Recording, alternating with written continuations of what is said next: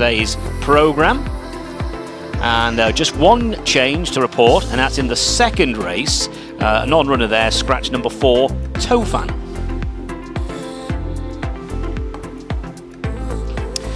So we're looking forward to a super day. The King's Cup then, the pinnacle of the season for many here in Bahrain. A great lineup today.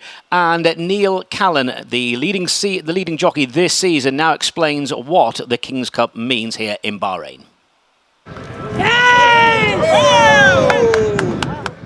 Have a winner on that day is pretty good. And look, I suppose it says it in the name of the race. It's the King's Cup. And I think it's something that's starting to grow on the locals. It's a massive day's racing, and it's the last big race of the season that they have here before it gets too hot. So yeah, it's always nice to go out on a high, on a big winner. It's now internationally recognised as a listed race, which is good for Bahrain racing. It's open then for international horses to come in. And so, you know, you're looking at horses that are rated 100 or above. So, you know, it just goes to show you the level of horse that you need to have. And it probably helps to make the local trainers then up their game. Hopefully that seems that His Highness Sheikh Sultan will up his game and start bringing in more horses and better horses, that we can be as competitive as we have been for the last year and a bit. So, yeah, look, we still have Zagato. He's coming in again this year, and he's the winner of it last year. I feel like he's at the same level. He's been primed for this race. He didn't start till a bit later. And I feel like after his last run, running second in the Crown Prince Cup, I think he's peaking at the right time. Zagato, the winner of the King's Cup. It's always a very difficult decision when you have, you know, the likes of the Kovacs kid and Encourage, and I've multiple races on both of them. Look, it's not an easy decision, but they're horses that I've been riding. I ride out every morning, 5 days a week. So I get to sit on these horses and I get to see them very close up. And the good thing about it, the thing I like about it is that it's my decision. His Highness Sheikh Sultan leaves it solely to me. So whether it's the right or the wrong decision, I'll always stand by that. If I make the right decision, it's brilliant because it's for me and it's for the Al Mohammadiyah team. But if I get swayed in any way to make the wrong decision and I don't go with my gut instinct, then I will feel a lot more worse. So, you know, if I'm on the right one, I'm on the right one. If I'm on the wrong one and Al Mohammadiyah Racing win it, then I'm still very much happy for the team. So, you know, I'm able to accept it in that respect. But I just feel this year that Zagato, not because he won the race last year, I feel that he's held the same level this year and he's going into it after having a few runs, and I feel like he's just peaking at the right time. And his last piece of work, I rode him and I rode the Kovacs kids separately. They both worked very well, but I just feel Zagato kind of just has that next level of class. And, you know, I hope I'm right. So great to hear from the season's leading rider, Neil Callan. He's had 33 winners this winter here in Bahrain, and he's aboard Zagato in the big race. So we start our day now with the King's Cup for the Arabian breds. It's over 1,600 metres, the mile. It's a domestic Grade 1. Here is the lineup. Number 1 is Krushan Abdullah Faisal aboard. 2 is Kohalan Afas 1695 and Ibrahim Nada. 3, Kohalan Afas 1708, Hussein Maki. Number 4 is the defending champion. That is Kohalan Zareya. Neil Callan takes the ride. 5, Musanan and Adnan Jaffa. 6 is Obeyan Stefan Lajaj, the only horse to have beaten Kohalan Zareya in the last 12 months. Number 7 is Al Managi and Rosie Jessup, and 8, Kohalat Al Adiyat Hassan Al Safa takes the ride. Well, let's have a look at these Arabian horses then in the parade ring. There in your picture at the top of the parade ring is horse number 1, the Dark Bay Krushan, with the 4 white socks and the white star. Really striking horse, this one, Krushan. Trained by Hussein Adalami, Abdullah Faisal, top jockey out here. He takes the ride on Krushan, who finished 5th in the Crown Prince's Cup on his last run.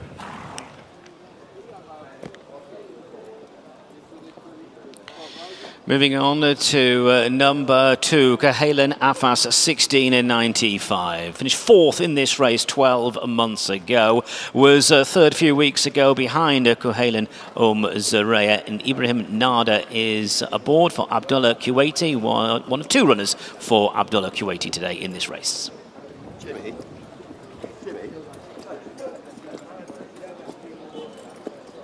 Another prolific winner is Cahalan Afas 1708, who finished 2nd in this race last year. He'll be in the victorious racing colours, the red and white arms and cap. Hussein Maki will be donning those colours for trainer Yusuf Taha. So finished 2nd in last year's King Cup. Horse number 3, Cahalan Afas 1708.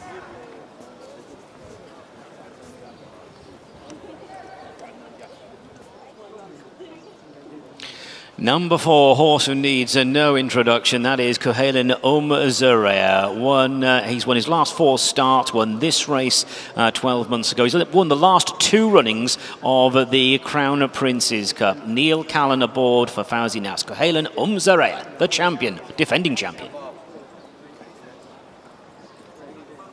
Horse number 5, another grey, Mizsana, in the colours of Al Wasmir and Adnam Jaffa, the jockey for Abdullah Kuwaiti. This horse finished down the field in the Crown Prince's Cup and has been well beaten his last 2 runnings. So horse number 5 then, Mizsana for Abdullah Kuwaiti. Number 6 is Obeyan. In the last 12 months or so, probably 13 months, Obeyan is the only horse to have beaten Cahalan Zarea. Finished 4th behind Cahalan Zarea last time. That's number 6, Obeyan.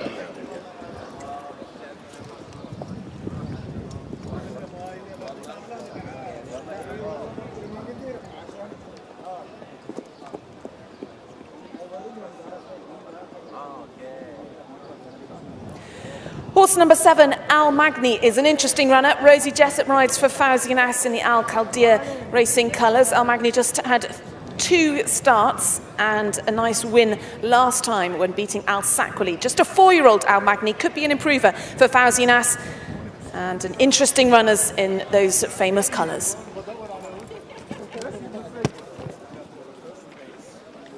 And number 8 is Kuhailat Al Adiyat. Hassan Al Safa rides for Yusuf Taha. Kuhailat Al Adiyat was 2.5 lengths behind Cahalan Zarea here a few weeks ago and was down the field behind the same horse in the Crown Prince's Cup around about 4 weeks back. That's number 8, Kuhailat Al Adiyat. So when are we doing the presentation?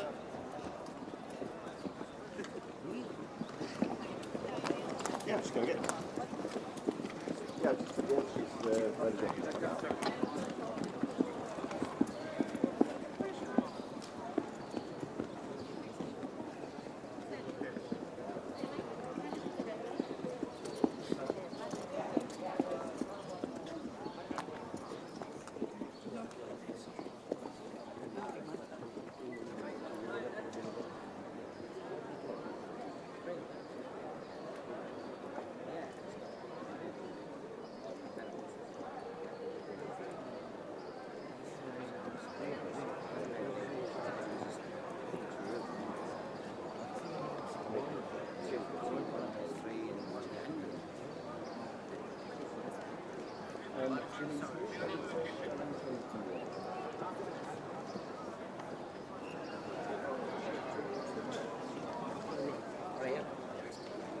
well, just a general to begin with, yeah.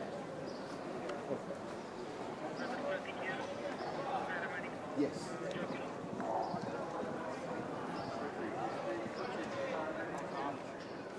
Well, very pleased to be joined by a jockey who might have a leading hand in the big race later. The King's Cup will come to that. It's Jimmy Quinn, who is a very familiar face here over the years. I think it's fair to say, Jimmy. How much have you enjoyed watching racing here as the jurisdiction of Bahrain develop over time?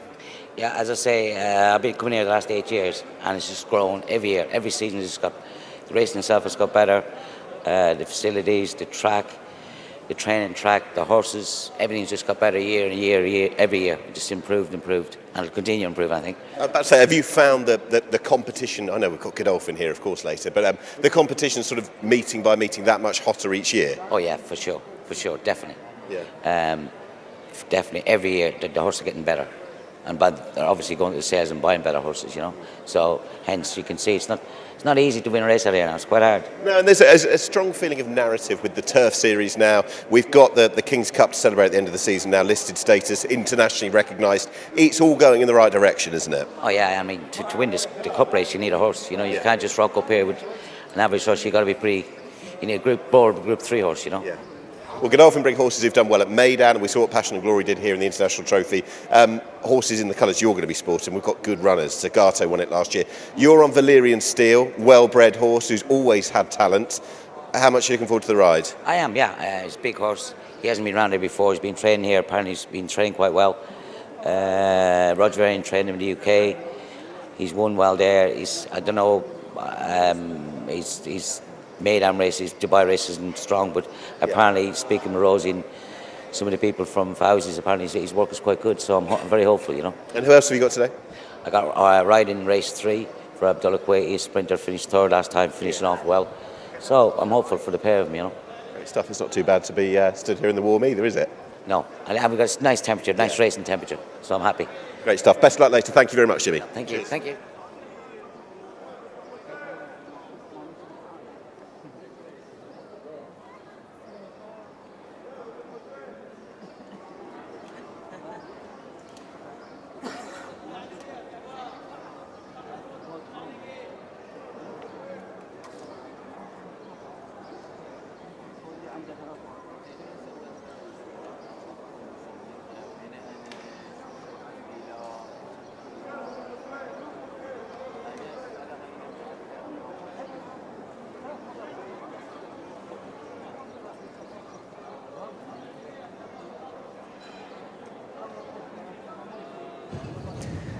There is Cahalanum Zorea, 1797 in picture.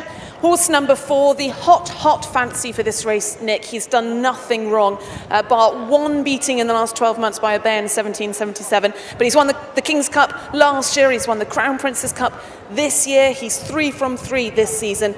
And certainly going to be taking all the beating here today. Yeah, I have to confess, I am very much a guilty party when it comes to trying to be a little bit left field, trying to be a bit clever and trying to find a reason to get this horse beaten. But I really can't find it. He's been the irresistible force over the last couple of seasons. You touched on the defeat to Bayan, but in the grand context of things, he's been brilliant this season. I think he won in spite of things last time, and I watched back his performance winning this race last year. Came from a slightly checked, compromised position, just sweep past them.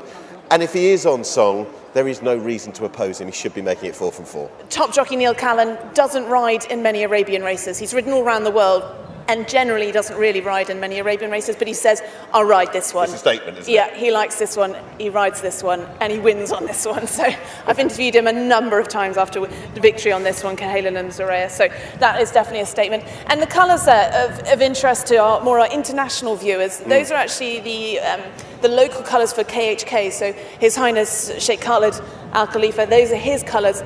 And there's a bit of history behind him. I believe they're maybe one of his uncle's or grandfather's colours that he's then adapted here. So there would be the KHK colours, more of the international runners. The ones that we know, we've seen on the international stage, but it's quite nice to be able to put a little bit of meaning behind something, the personal element. Now, Al Magni, horse number 7, is an interesting runner for Rosie Jessup. Very impressive when we last saw him back at the beginning of March, just last week, a 6.5 length victory over Al Sakloui, and just a 4-year-old could be potentially the improver in the race.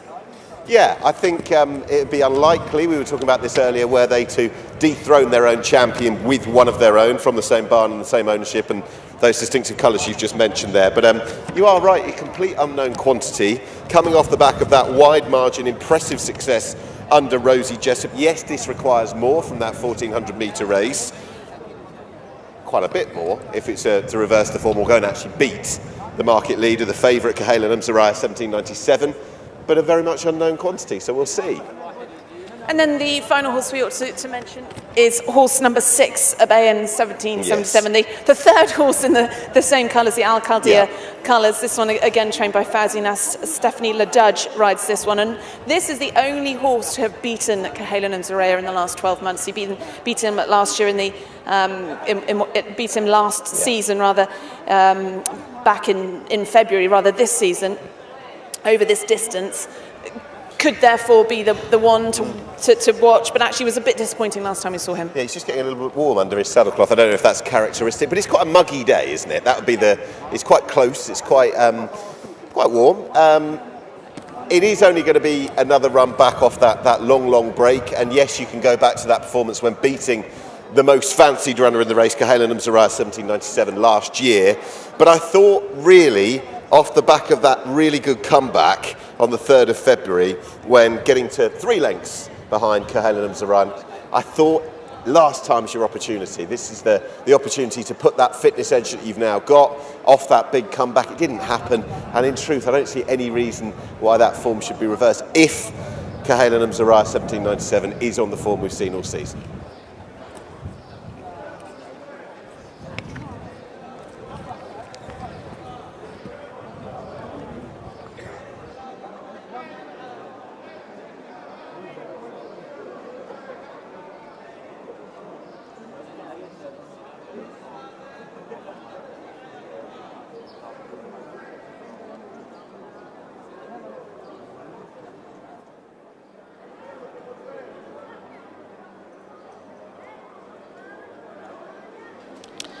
So field circling down at the start ahead of our first race of the day. The King's Cup for the Arabian Breds, going the mile, 1600 metres, a domestic grade 1.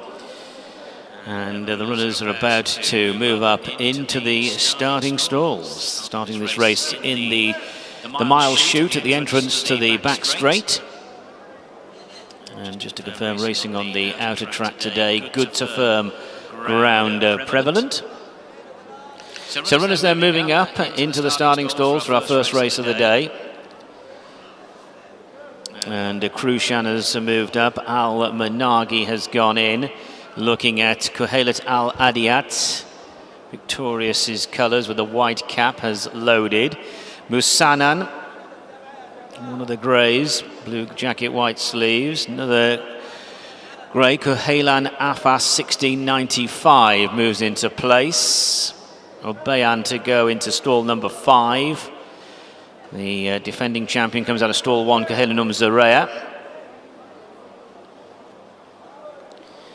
So Cahalan Afas 1708 is loaded. We're looking at Obeyan.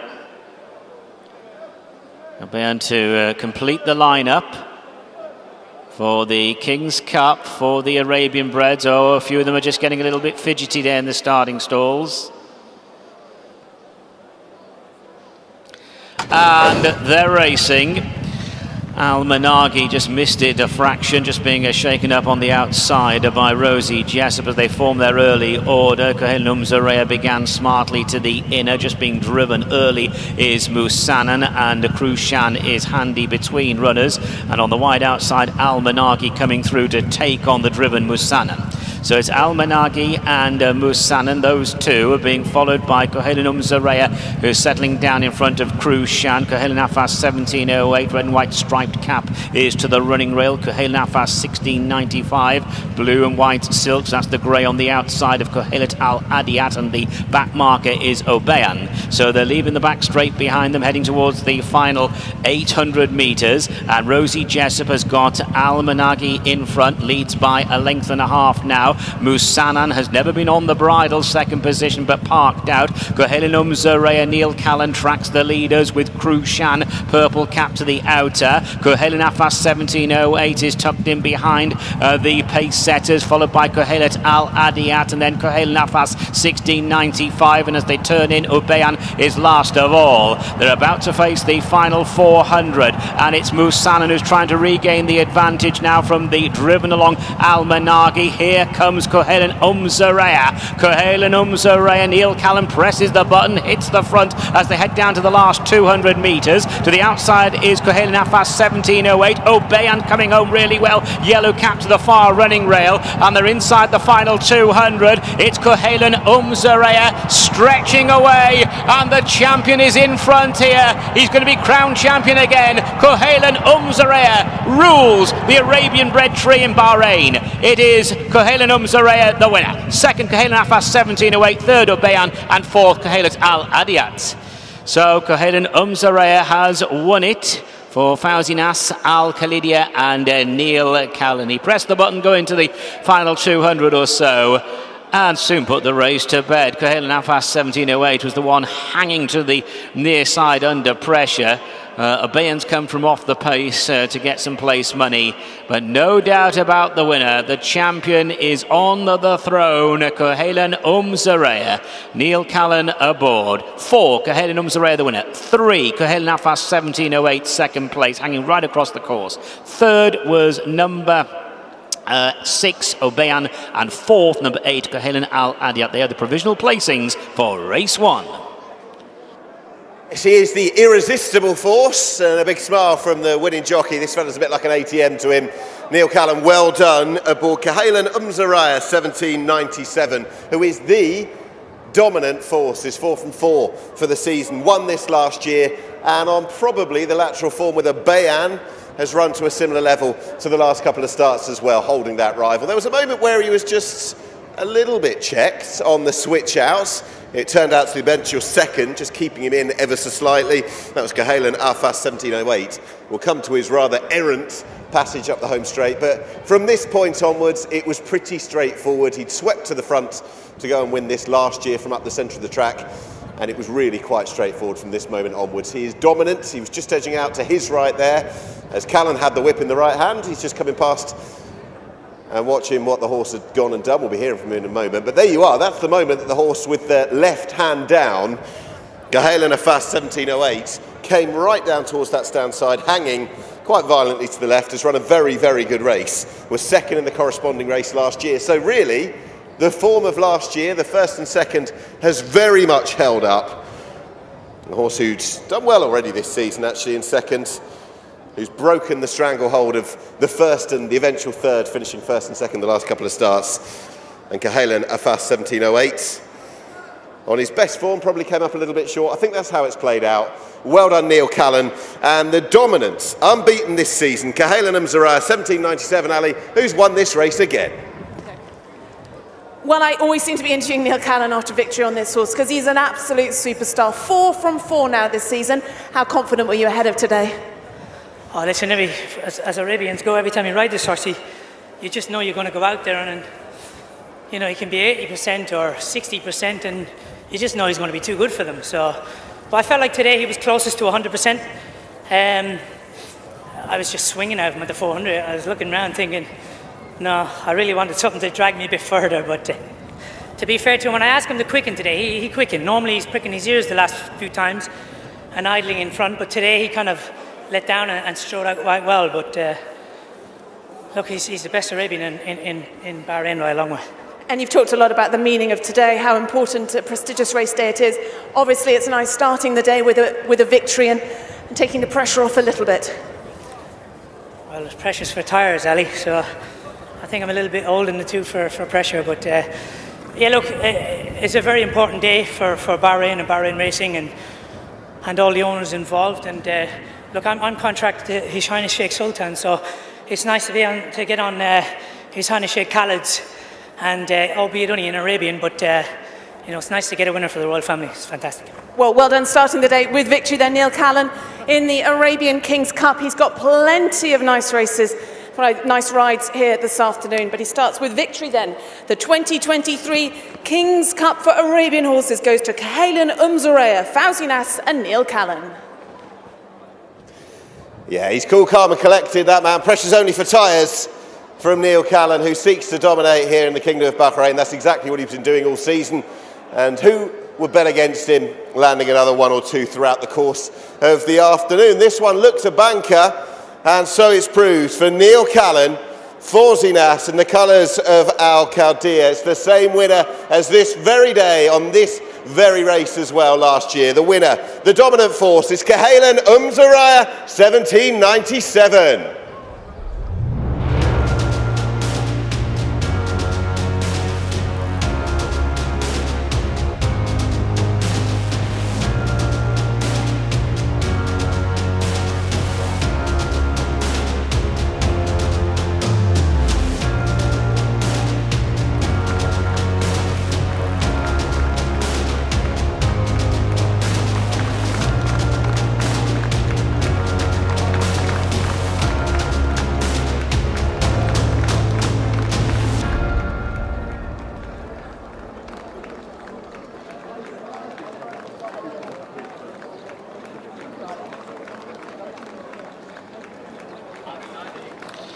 So the result of the first race of the day, the King's Cup for the Arabian Breds. First, number 4, Cahalan Umzariah. Second, number 3, Cahalan Afas, 1708. Third, number 6, Ubayan. And fourth, number 8, Cahalat Al Adiyat. The distances 4 1/4 lengths and 3 lengths. 4 1/4 lengths and 3 lengths. And the official time of the winning horse, 1 minute 49.95. That's 1 minute 49.95.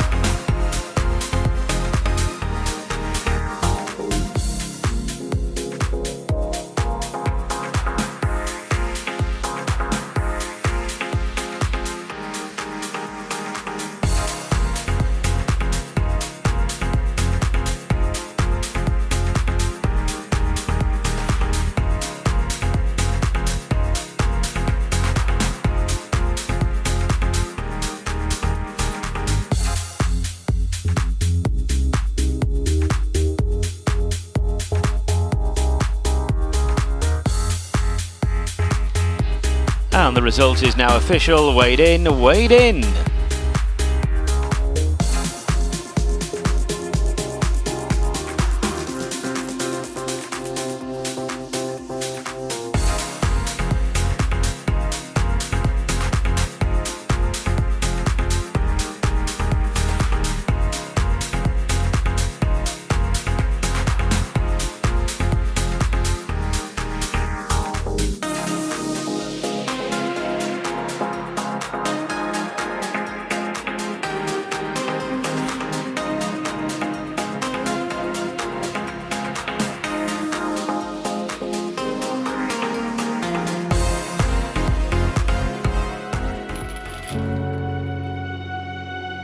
على نهج الأمس نصنع فخر نجاح اليوم، مشوار يمتد على مد البصر، عزم مضماره ما يحيطه سوى، بلا حد ولا خط نهاية، مشوار ابتدى من هامة، من عزة أصالة يشهد لها التاريخ، إرث يواصل مسيرة أجيال، ونجاح يصنع أمجاد الحاضر.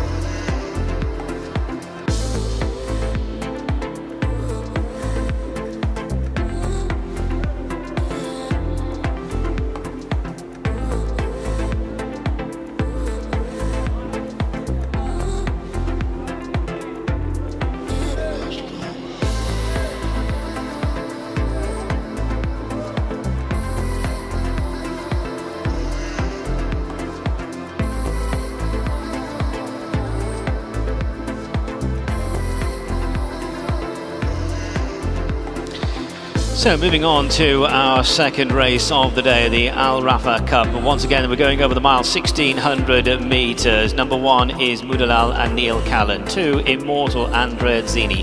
3, Ramani and Sufyan Sadi. 4, Tofan is a scratching, that's a non-runner. 5, we won it 6 times, and Hussein Asghar. 6, Atlassi Adnan Jaffer. 7, Black Shadow, Edinson Rodriguez. 8, Irada and Ibrahim Nada. And 9, Social Distancing, Andrew Elliott is aboard.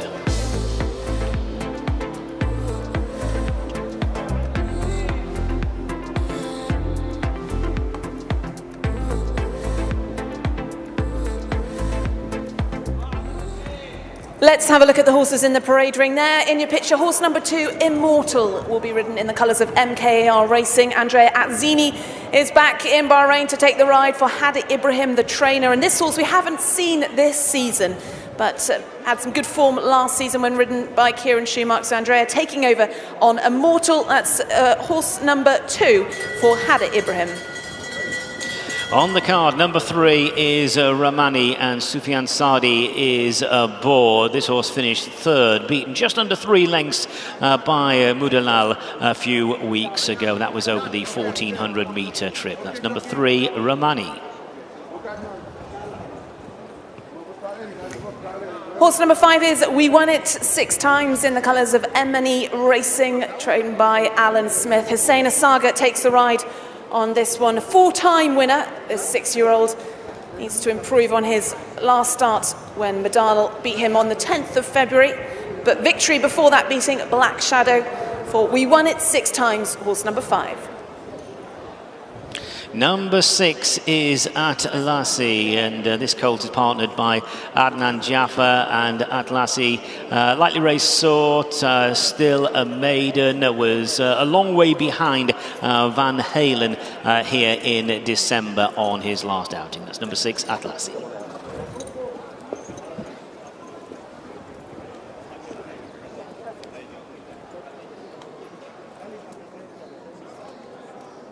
There's Alan Smith giving instructions to his jockeys. He's got a number of runners in this, including our next horse we're going to have a look at, which is horse number 7. It's Dark Bay Black Shadow, another one for M&E Racing. Edison Rodriguez rides this one, and super consistent Black Shadow, 2-time winner, but yet to finish out of the top 4. Finished 3rd in this year's Bahrain Derby before victory back on the 17th of February, and just last weekend finished 2nd to Bint Al Jazeera. So comes here with every chance. Horse number 7, Black Shadow. Number 8 is a horse coming here at the top of his game, or her game. That is Irada. This mare, the 5-year-old, was a winner last week, winning by a length and a quarter. That was over a trip of 2,200 metres. That's the mare Irada, number 8. And the final runner for Alan Smith, Social Distancing in the colours of Al Adiyat Racing, will be ridden by Andrew Elliott. And this horse finished 2nd in the Oaks, the Bahrain Oaks, last time when we saw her back at the beginning of February, finishing 3.5 lengths behind Mediterranean Moon. Social Distancing looking for her first victory, just a 4-year-old. And Andrew Elliott then riding for Alan Smith. Horse number 9, Social Distancing. And there is a number 1, Mudalal. Mudalal, the very much the form horse of the race. A good winner last time. It was 2nd to Van Halen in the Derby in early February, beating only a half a length on that occasion. Neil Callan aboard for Fawzi Nas and Al Mohammedia Racing. Very much the form horse in the lineup. Number 1, Mudalal.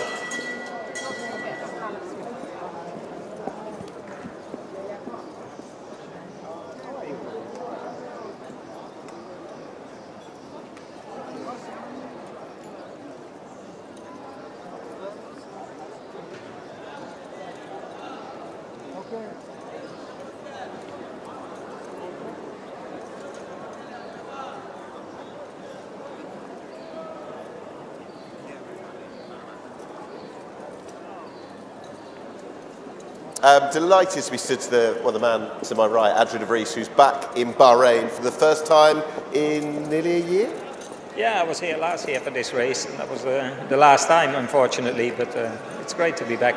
But it's just because Meydan, where you have such great success, they race on a Friday, this place races on a Friday as well, so it's just more a circumstance thing. Yeah, that's it. I used to come on a regular basis, but now they changed the dates, and unfortunately racing on the same day in Meydan.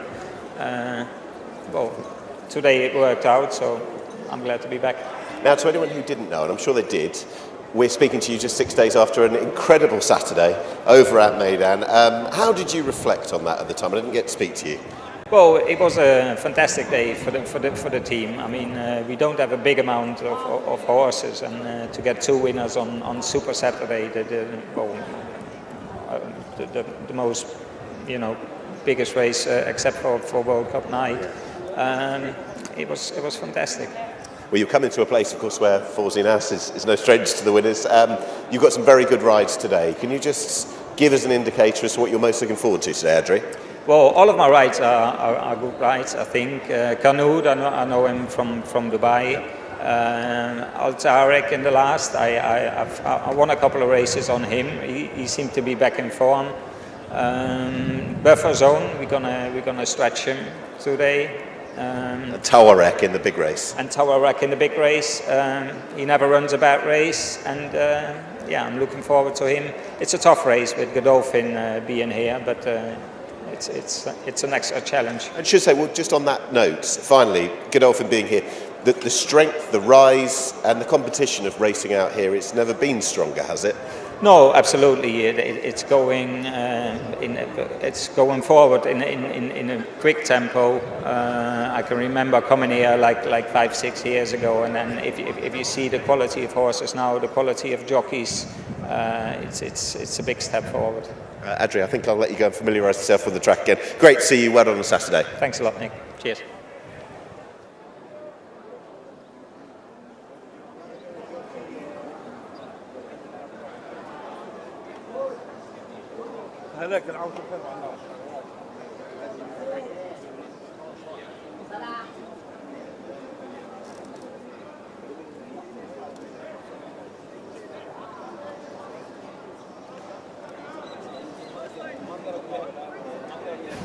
Well, as the 8 runners head to post for our second race, a man who could hold the key to this race, trainer Alan Smith's got 3 runners in this. Let's talk about we won it 6 times first, because a good victory for him, but a bit disappointing last time.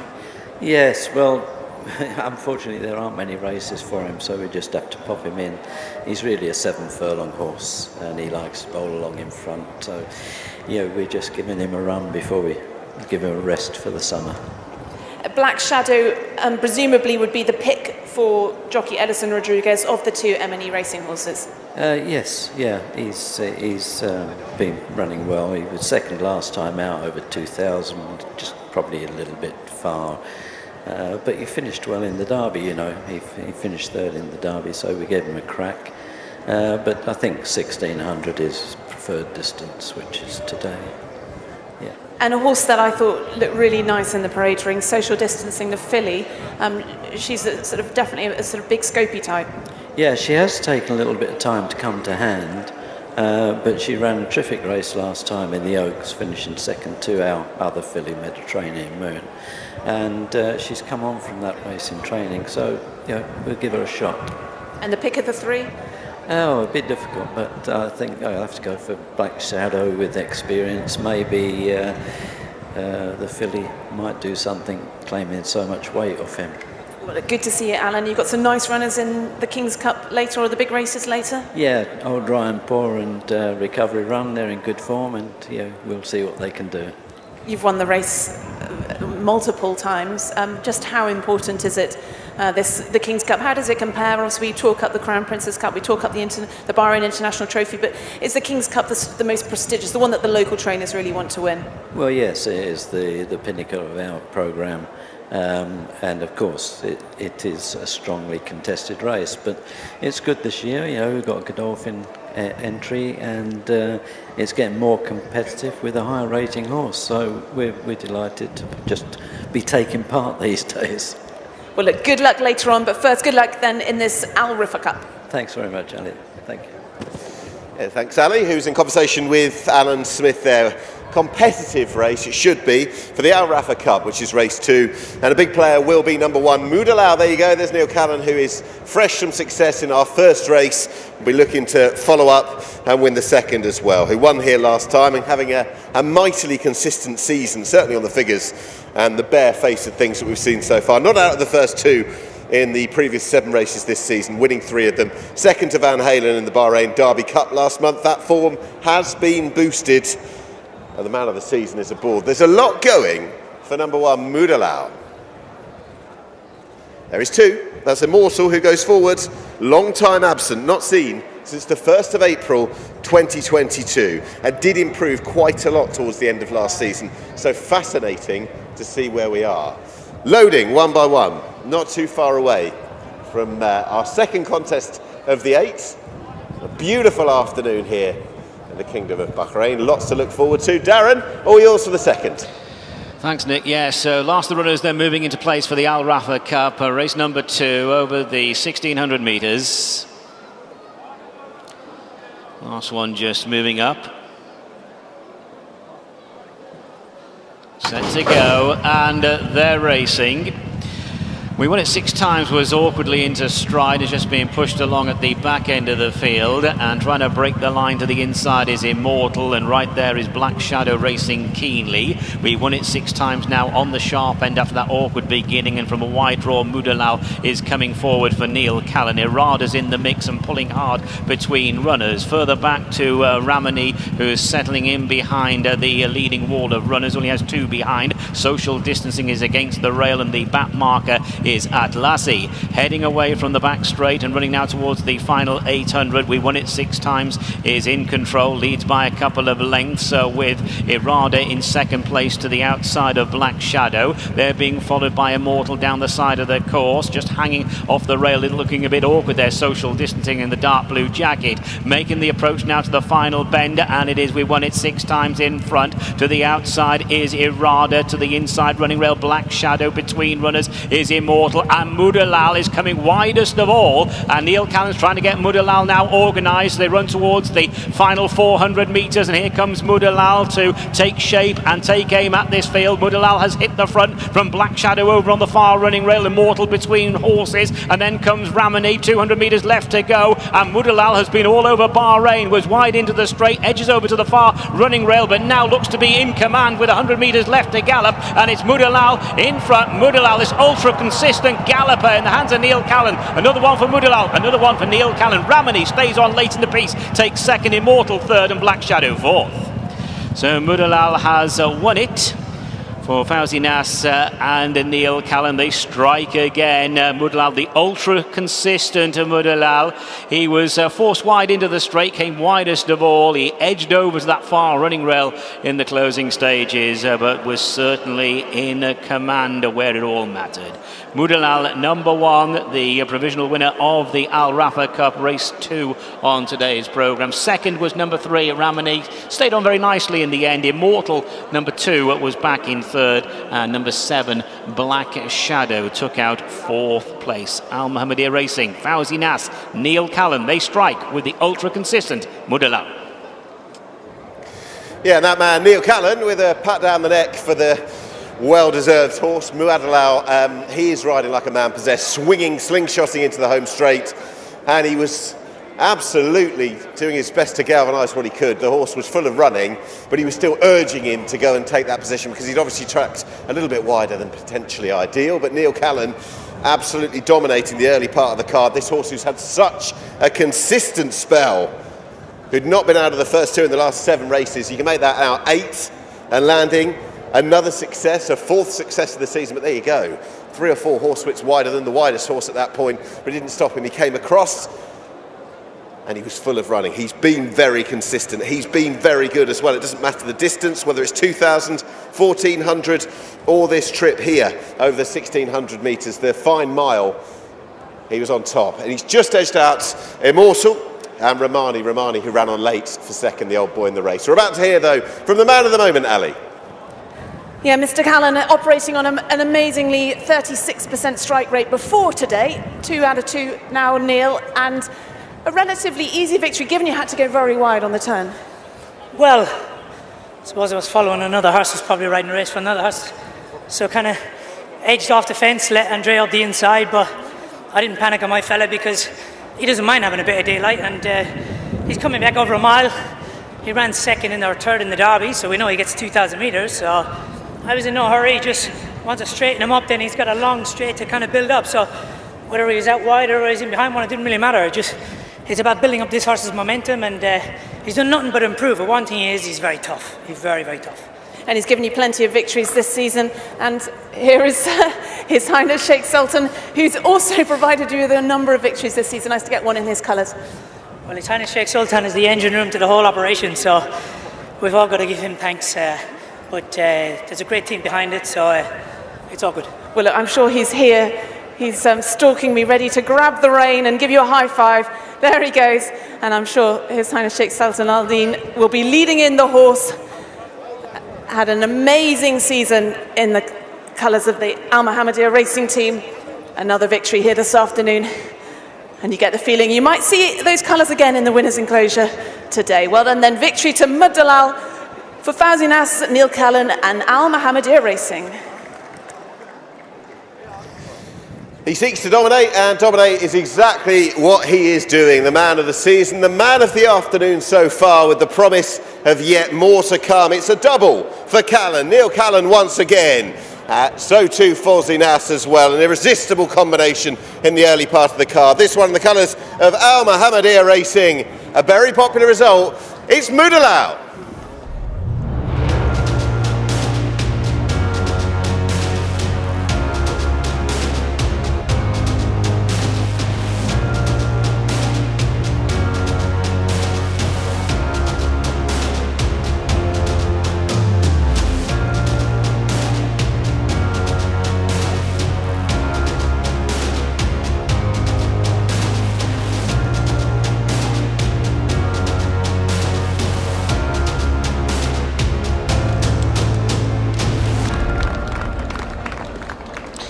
The result of the second race of the day, the Al Rafa Cup. First, number 1, Mudalal. Second, number 3, Ramani.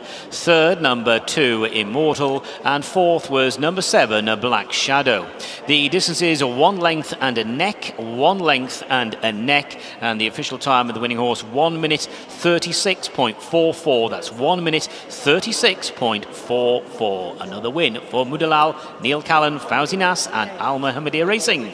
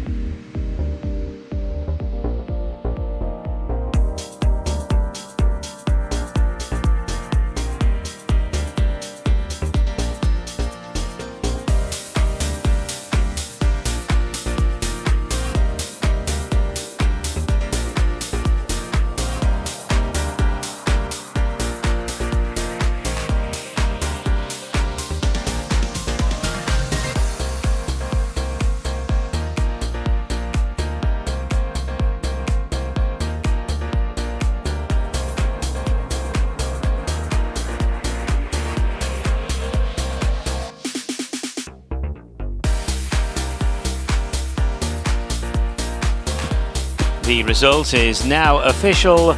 Weighed in, weighed in.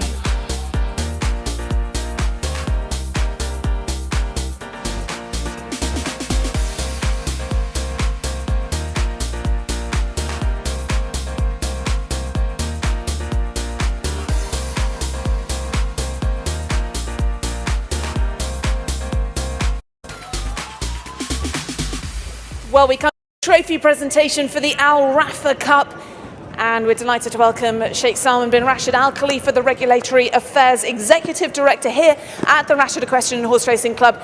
He's here to present that trophy to our winning owner, His Highness Sheikh Sultan Al Din bin Mohammed Al Khalifa, and his brother alongside him there.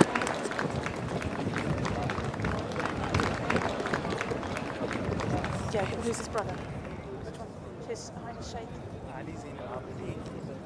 Ali Al Din. Ali?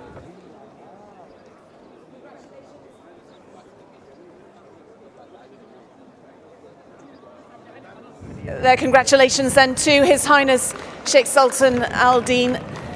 Also alongside him then Abdullah Nas, son of trainer Fawzi Nas, receiving the trophy there. And the winner then of the Al Rafa Cup was Mudalal, ridden by Neil Callan, trained by Fawzi Nas in the colours of Al Mohammedia Racing. Sorry, the brother.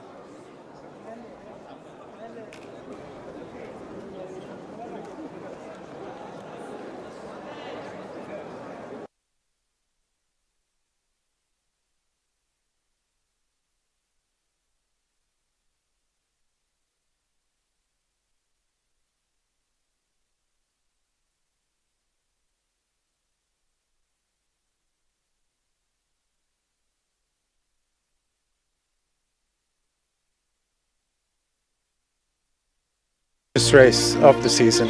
Look, I suppose it says it in the name of the race. It's the King's Cup. It's equivalent to your Royal Ascot. It's the pinnacle of racing in Bahrain. And it's a race that every owner, trainer and jockey would love to be a part of. It's a massive day's racing, and I have a winner on that day is pretty good. It's really the race day of our season. It always has been. It's very difficult to predict. Top quality horses, top class trainers and jockeys. I'm sure it's going to be a very exciting race.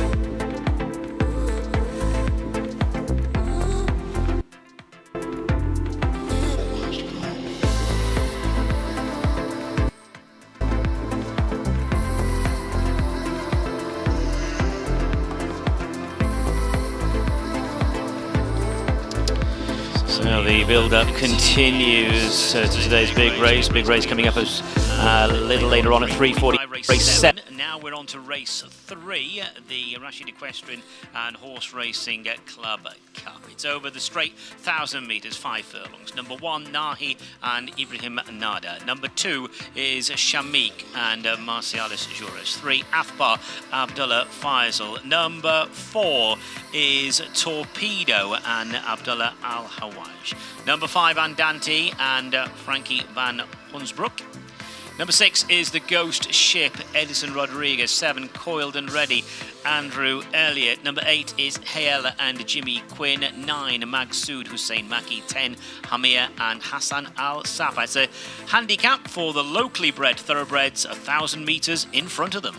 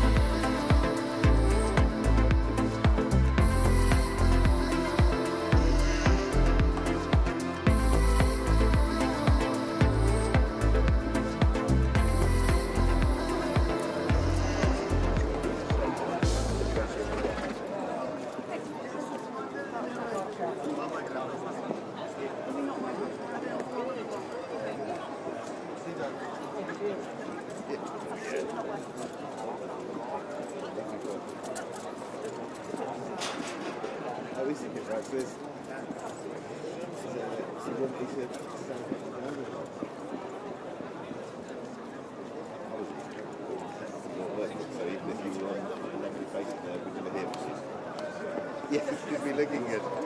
We just get this on. We just get so cool. If you don't mind, I'll call you again when we're working again. Cheers. Appreciate it. How many rides have you got?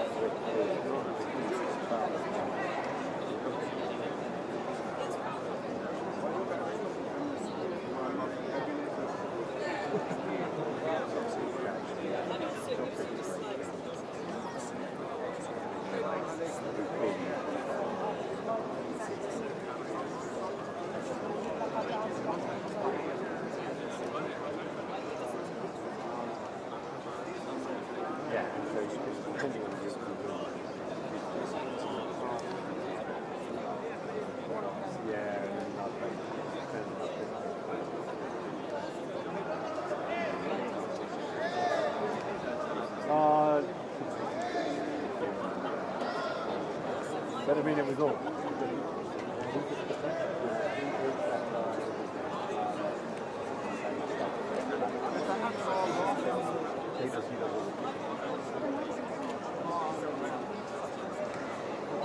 Well, you probably don't think it's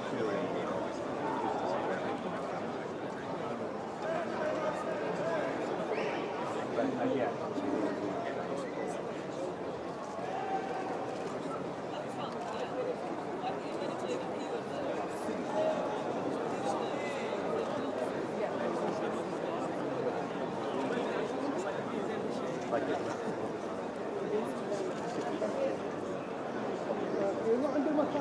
اللي كانت القديمه مالتنا اذا تحصل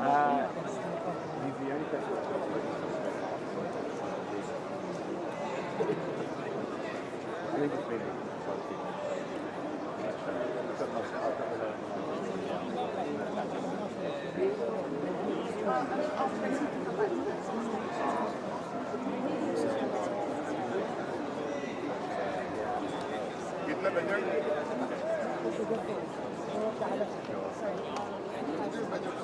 yeah, I'm probably going to get back and have a break now.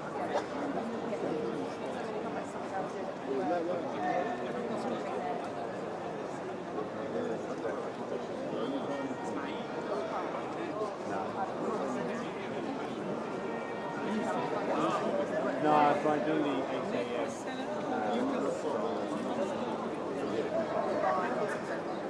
No, yeah, doing that.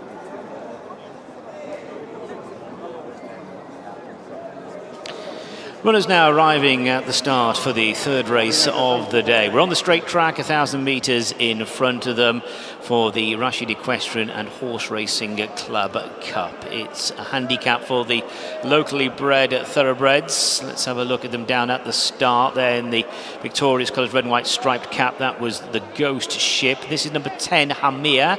Hamir in the blue colours with the yellow and white striped sleeves. Hassan Al Sapa takes the ride. Horse who just beat one opponent when last seen last week. Magsood in the dark jacket, red cross belts. This is number 3, Athbar. And Connections have got 3 in this race. His Highness Sheikh Mohammed bin Abdullah bin Isa Al Khalifa, Haida Ibrahim the trainer. The 3 runners, Nahi, Athbar and Torpedo, are the 3. And Athbar's got the lighter blue cap, or winner in December. That is Athbar. Shamik is number 2 in the maroon and yellow colours. Seems to finish 4th in all his races. He certainly has done in his last few races. Royal blue cap there of Nahi, number 1. And Ibrahim Nada is in the saddle. Last win for this horse was nearly 2 years ago. That is Nahi. Torpedo in the background there with the black cap, stable companion to Nahi and Athbar. Red cap of Coiled and Ready, well named, certainly on her toes in the prelims, has the red cap of Victorious. Andrew Elliott in the saddle, runner-up recently, just sweating a little bit down at the start. That's Coiled and Ready, number 7. And here is Hale, who's in the grey colours with the seams. Jimmy Quinn in the saddle. Was a close third about a month ago behind Hamir. And there is Hamir in the blue colours, yellow and white striped sleeves. That's Nahi with the royal blue cap. And the Ghost Ship, red and white striped cap. Andante there, victorious colours with a white cap, number 5, Andante, who was a winner in January. Athbar in the light blue cap just in the foreground. This is Shamik, number 2 in the maroon and yellow. Looks so the runners will be going in shortly in the stalls team. Maybe attempting to load Magsood first of all. Hussein Maki in the saddleboard Magsood, winner of 6 races Magsood, and placed here last week. So stand by, they're about to load for our third race, the Rashid Equestrian Horse Racing Club Cup.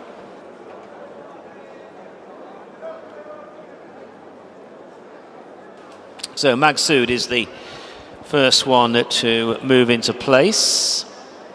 Magsood in a middle stall, stall number 6. This is Torpedo, who's drawn to the right as we look down the track, coming out of stall number 9. Drawn to the far side to the left is Athbar. Light blue cap goes in. Andante with the blindfold. Nahi is about to slot into place.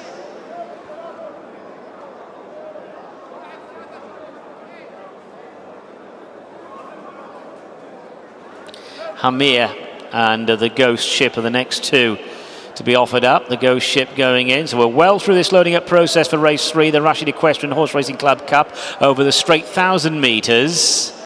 Oh, a problem then, stall number 6 with Magsood. Magsood has got upset then, stall 6, just rears up. in the hands of Hussein Maki. Stall's team there on the job now assisting. So this will just hold up the loading up process. Well, they just free Magsud.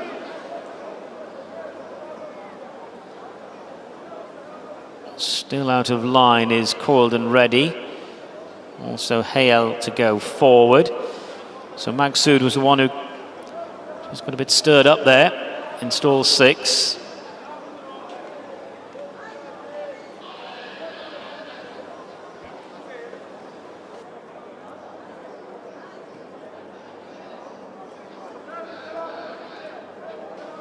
Looks as though they've taken Magsud out of the starting stalls.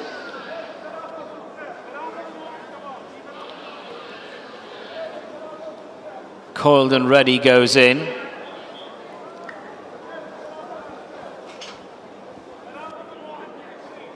So Magsud has been withdrawn. Number 9 is out of the race. Magsud was withdrawn and they're racing over the straight 1,000 metres. Shamik being rode along early. Athbar began nicely. Down the centre is Hamir with the Ghost Ship running promptly ahead of Coiled and Ready. And then a gap then of a few lengths to Nahi.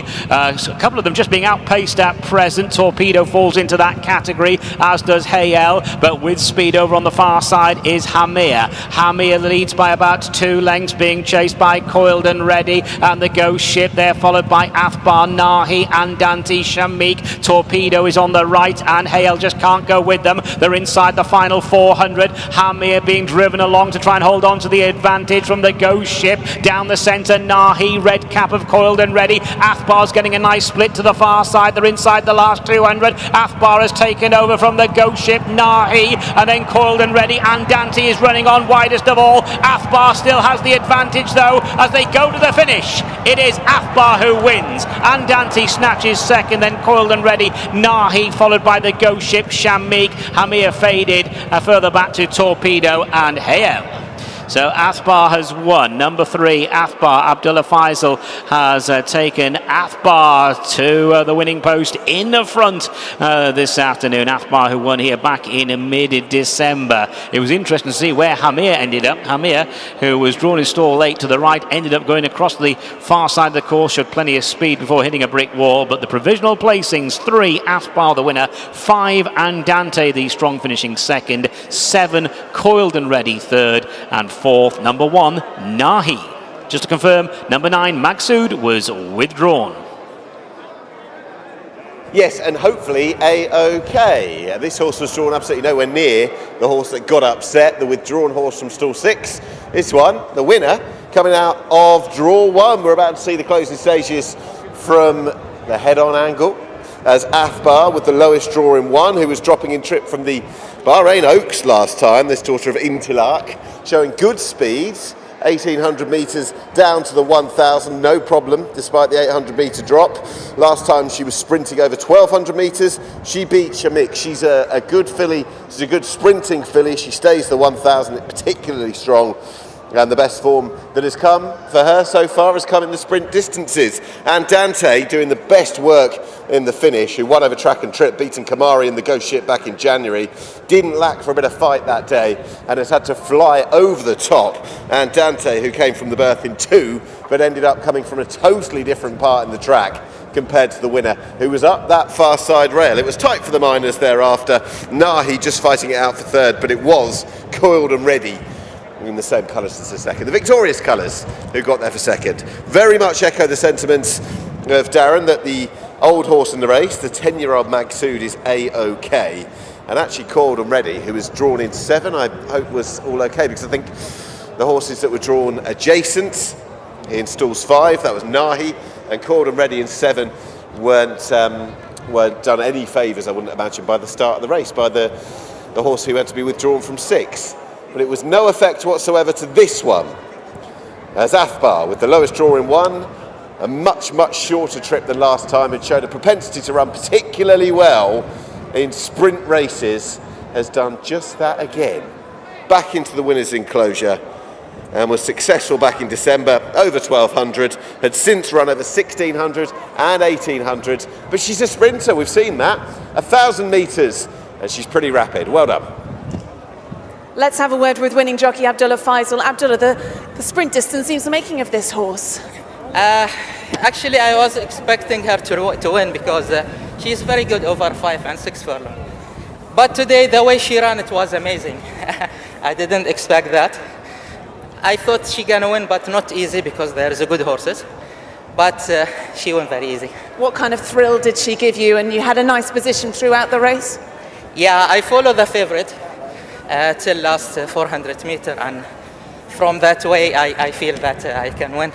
And you know, it's honor to win on this big days, and I hope I continue winning until end of this day. It is a big day here. Just put it into words how important today is for local trainers and local jockeys as well. Sure, because it's my day, and this is, you know, it's my victory. So we would like to win. If I didn't win for one season and I win on this day, it seems too much for me. Well, congratulations. You have that victory on King's Cup Day. Well done then. Abdullah Faisal winning in the colours of His Highness Sheikh Mohammed bin Abdullah bin Isa Al Khalifa. Athbar victorious in this for trainer Hadi Ibrahim. And well done to jockey Abdullah Faisal. Yes, and speed is something that she doesn't lack. They tried her, and why not, in one of the strong 3-year-old races last time. One of the 4-year-old, I should say, but it wasn't to be her day over a little bit further. Not 18, not 16, but she's good over 12, and certainly very good indeed over 1,000 metres as well. Over on that far side, the goggles gone. Well done indeed to Abdullah Faisal, to Hadi Ibrahim, in the colours, as Ali said there, of His Highness Sheikh Mohammed bin Abdullah bin Isa Al Khalifa. Your winner, the brave filly, she's coming in as the winner of race 3, and her name is Athbar.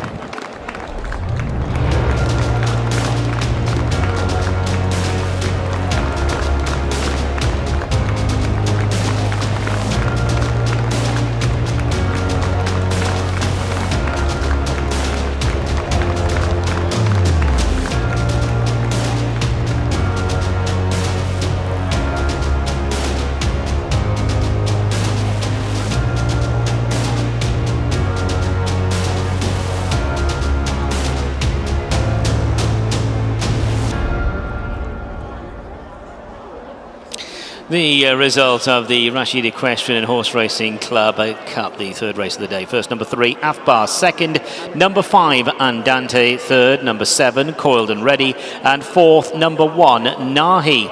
The distance is 1.5 lengths and half a length, 1.5 lengths and half a length. And the official time of the winning horse, 1 minute 00.97. 1 minute 00.97. Tremendous scenes as Abdullah Faisal came in and threw his goggles into the crowd, and there was a mad scramble, and well done to the young local racegoer who claimed that souvenir. Athbar, the winner of race 3.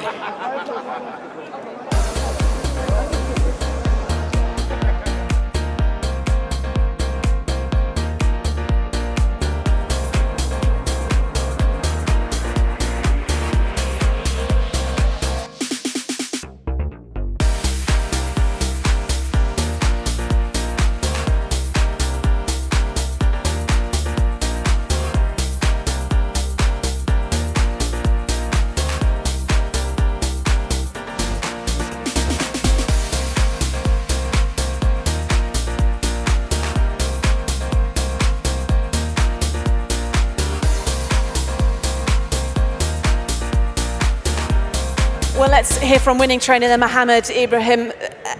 And actually, Mohammed, this horse has been sort of rejuvenated by the drop-in trip today, and a very happy jockey, Abdullah Faisal. What was the debrief from him?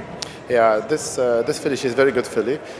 She raced with us on the short distance, but we take the chance this year to step up the distance for her in the Ox trial because the condition is 4 years old. The owner was happy to try her in the Ox. I think drop her in the distance suits her well today. How confident were you ahead of today with her? Yeah, actually we were confident about her, so that's why the first jockey chose her. And we feel that she's going to give us a big race. Now let's talk about some of your big runners later on. You've got Ecosystem in the الميثاق Mile, a horse that you know likes conditions. He finished well in the race last year, second in the race last year. How is he? Yeah, he's in good form. Andrea is happy, my dad is happy about him. So we hope that he runs big, same as the others. And Goman, who was he's been a star, won the Bahrain Turf Series race last time out. Hopes for him in the big one, the King's Cup. Yeah, we step him up in distance this time. We step him up in the class of the horses that he's going to run. He's in good form, so we believe that he needs to improve a lot to beat some of these horses. So I hope so. But nice to be in the Winners' Enclosure on what is a very important day. Yeah, it's very nice to be here representing the owners or trainer or jockey, anything. It's a big day for us. Well done. Thank you. The result is now official. Weighed in, weighed in.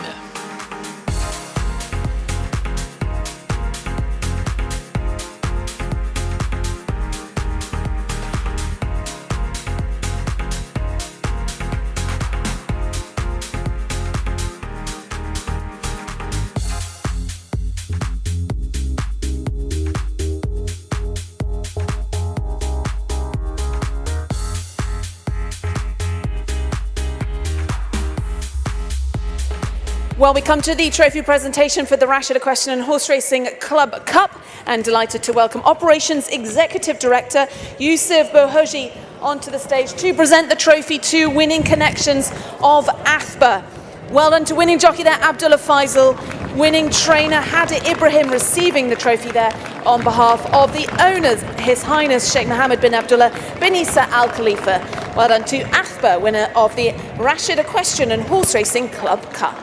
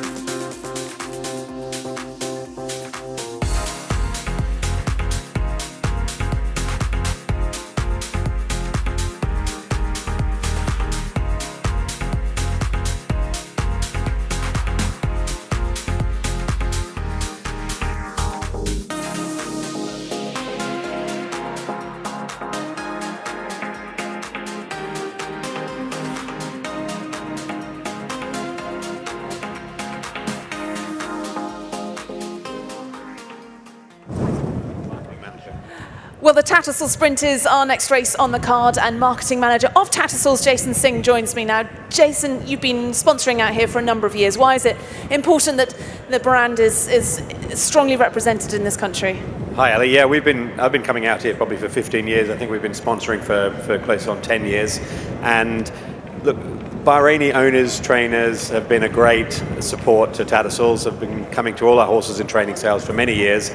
So it's nice to just do a little bit back to the industry here, and it's amazing to see the changes that have taken place over the last few years and the development that's going on.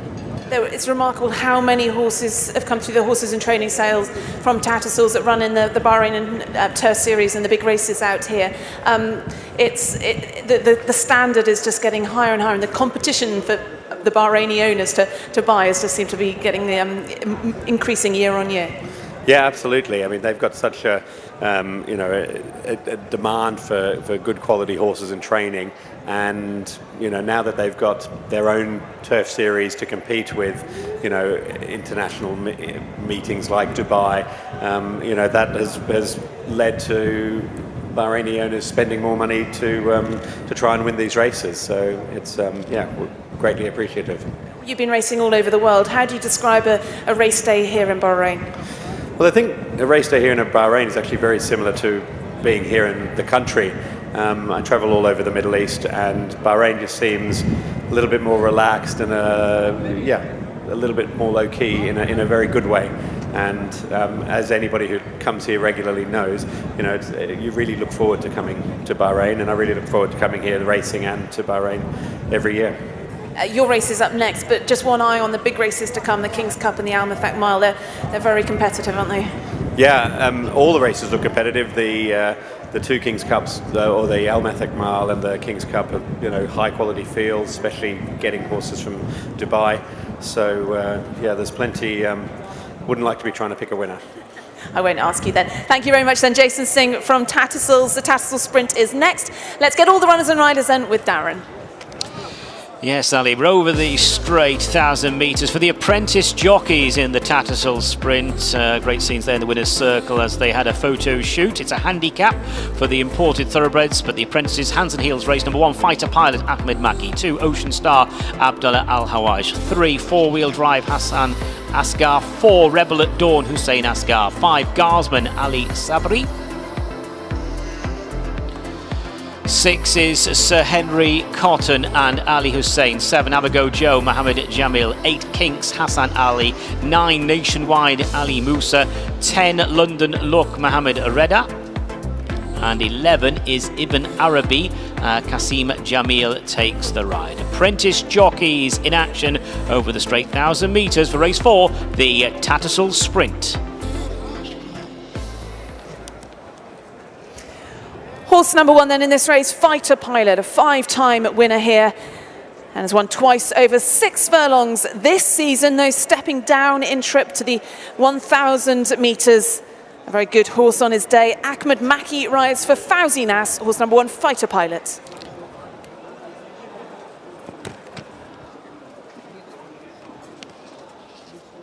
Number 2 is Ocean Star. Ocean Star was 4th a few weeks ago behind Instinctive Move. That was over the straight 1,200, drops in trip. Abdullah Al-Hawaj aboard number 2. This is Ocean Star.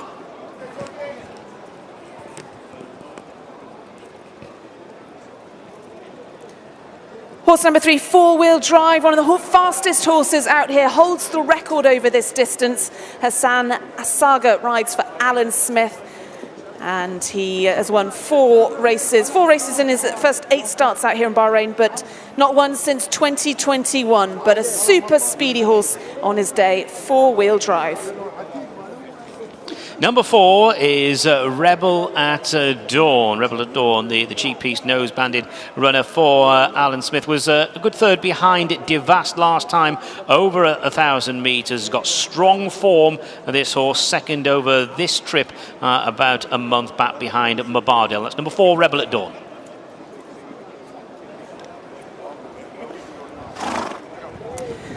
Mounting there on board Guardsman is Ali Sabri. Guardsman, the second horse in the colours of Al Adiyat Racing. A good chance on the pick of his form, but poor last time when we saw him back on the 10th of February. Alan Smith trains this in the colours of Al Adiyat Racing. The 6-year-old is a Guardsman.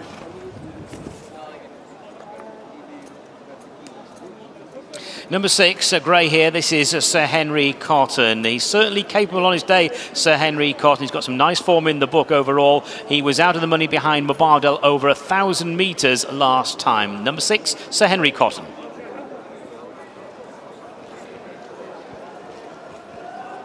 Horse number 7 is Avago Joe. Jabba Ramadan trains this. Mohammed Jamil takes the ride for the Ramadan stable. Won his first race in Bahrain back at the beginning of February. A little disappointing in 2 starts since then, so looking to return to that form. This is horse number 7, Avago Joe. Number 8 is Kinks. Kinks was a multiple winner for Mick Shannon over sprint distances. Winner here, multiple winner here in Bahrain. Hassan Ali takes the ride. Kinks, who was in action here a week ago, finishing out of the money behind Amal. Horse number 9 is Nationwide in the colours of Victorious Racing. He's heading down to the start and he'll be making his debut here in Bahrain. He's been running over in Meydan this year over the 6 and 7 furlongs, so stepping down in trip, previously with John Butler in the UK. But Fawzi Nas now in charge and Ali Musa takes the ride on this. Horse number 9, Nationwide.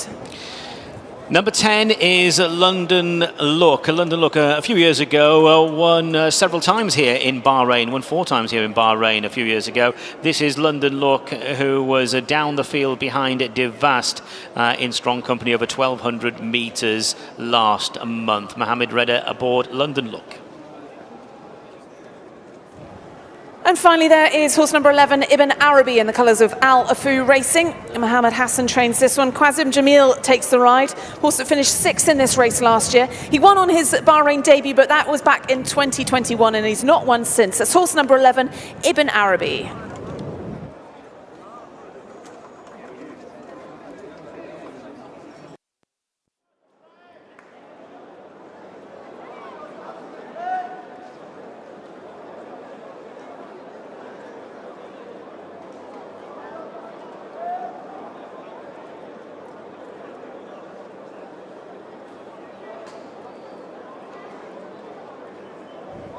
Yeah, chatting to a man now who's got big race rides in the 2 feature races a little bit later on. Hector Kraus, thank you very much indeed for coming out.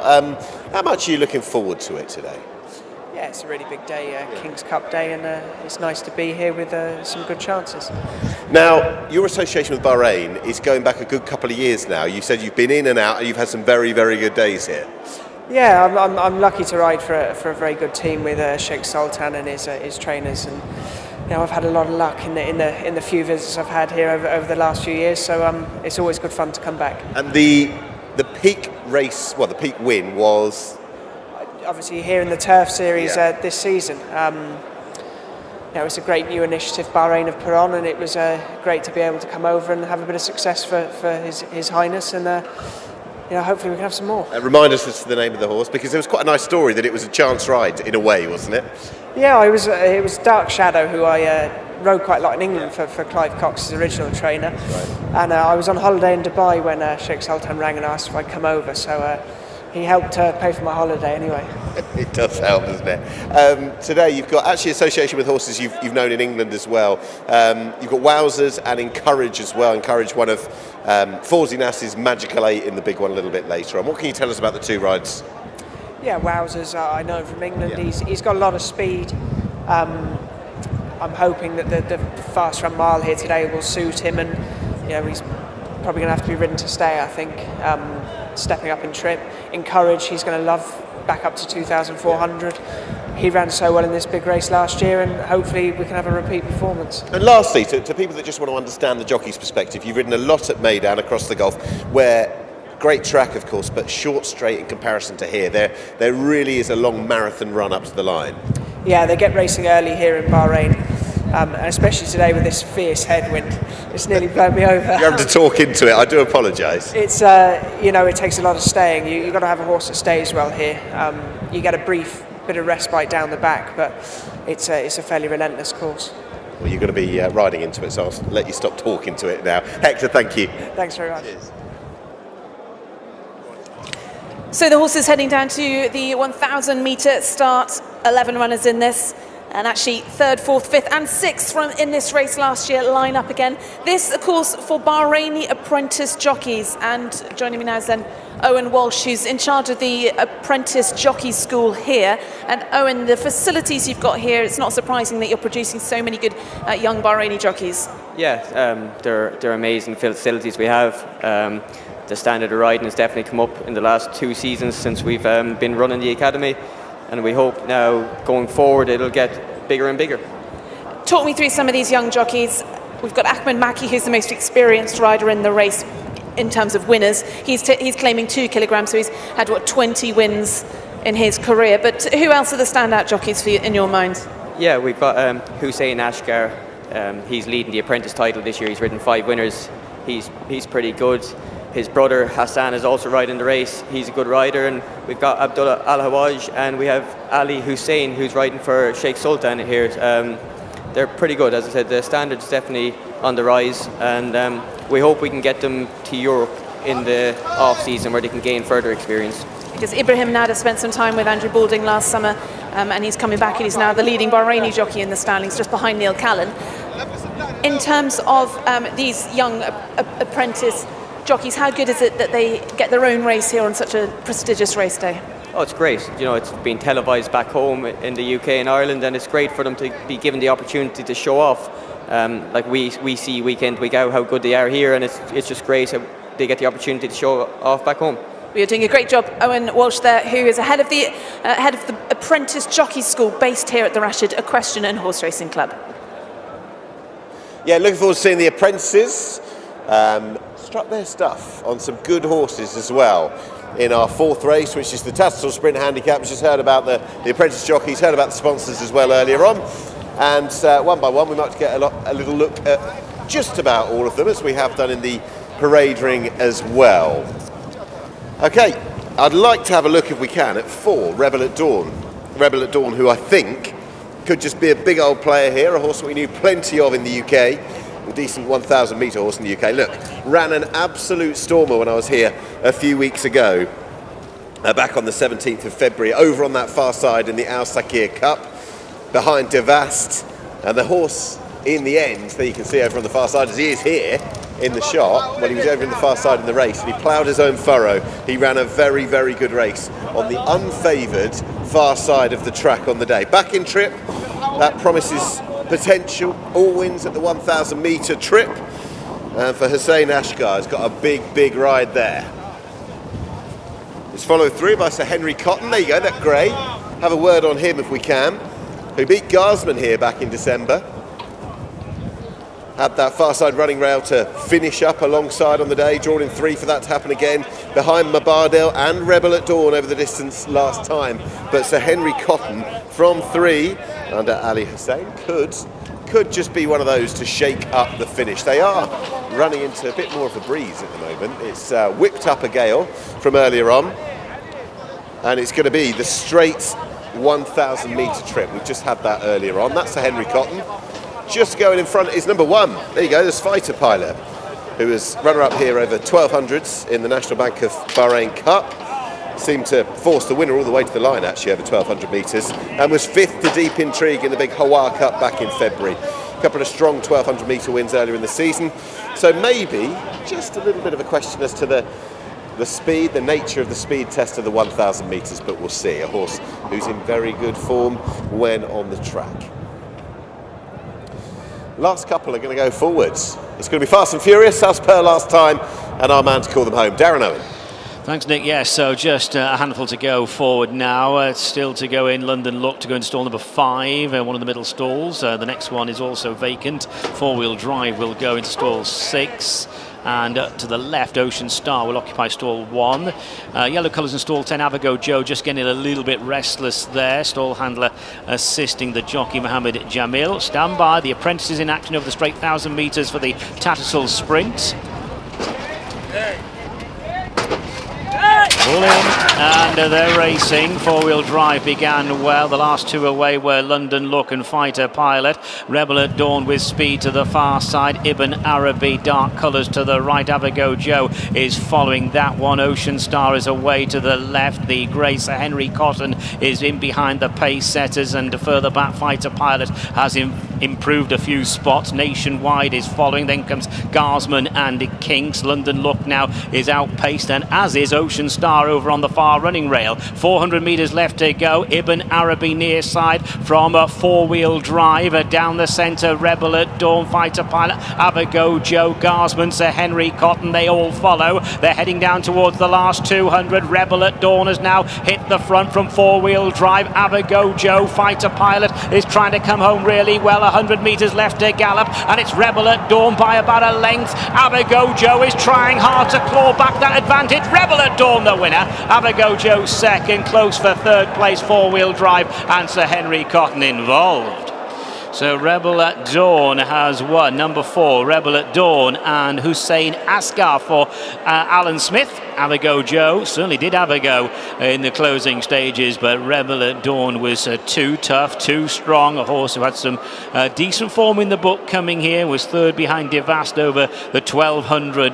That was last month. Rebel at Dawn down the centre, very pacey horse. Number 4, Rebel at Dawn. The winner 7, Abago Joe second. 3, 4-wheel drive was in behind. And a 4-wheel drive involved in a close call for places with number 6, Sir Henry Cotton. Rebel at Dawn, this gelded son of Dandyman, the winner.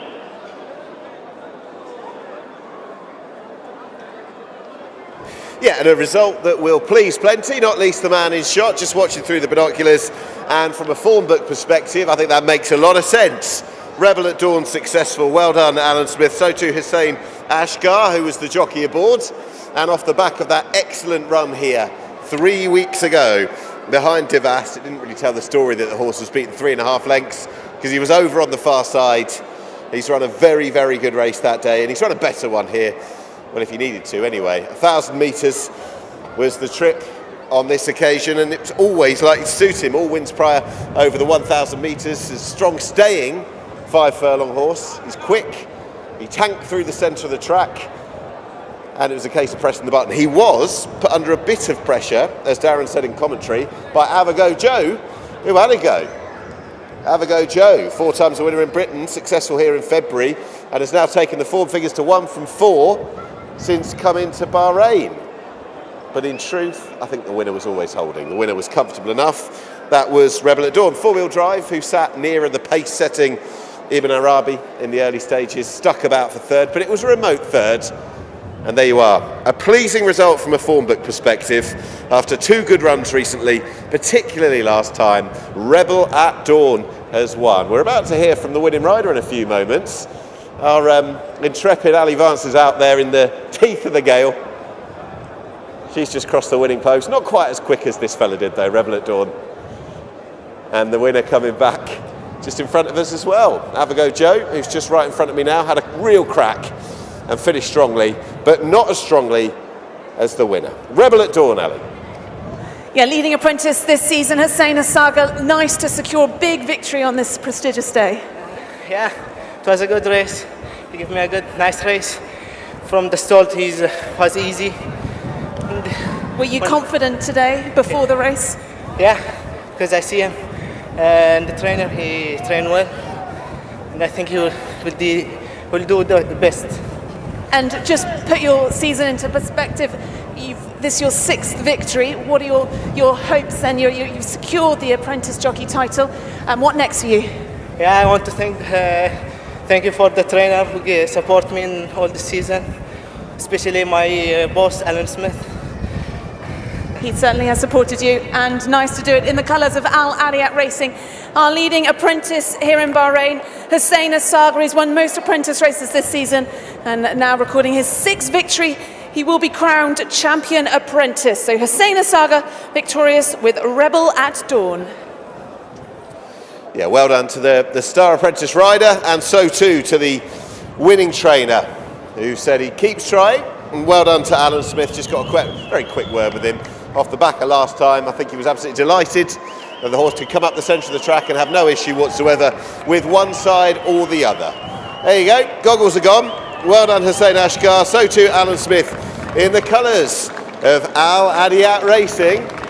Someone's delighted recipient of some goggles there.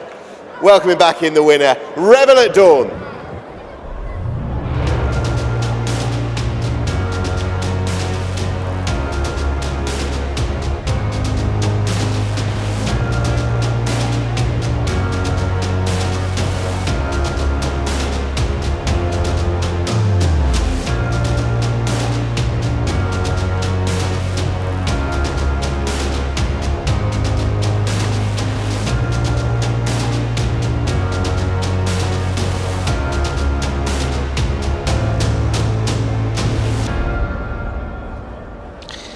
So the season's leading apprentice, Hussein Asghar, in the winner's circle. The result of the fourth race, the Tittressel Sprint: first, number 4, Rebel at Dawn. Second, number 7, Avigo Joe. Third, number 3, Four Wheel Drive. And fourth was number 6, Sir Henry Cotton. Fifth horse, number 1, Fighter Pilot. The distances half a length and 3 lengths, half a length and 3 lengths. And the official time of the winning horse, 59.38. 59.38.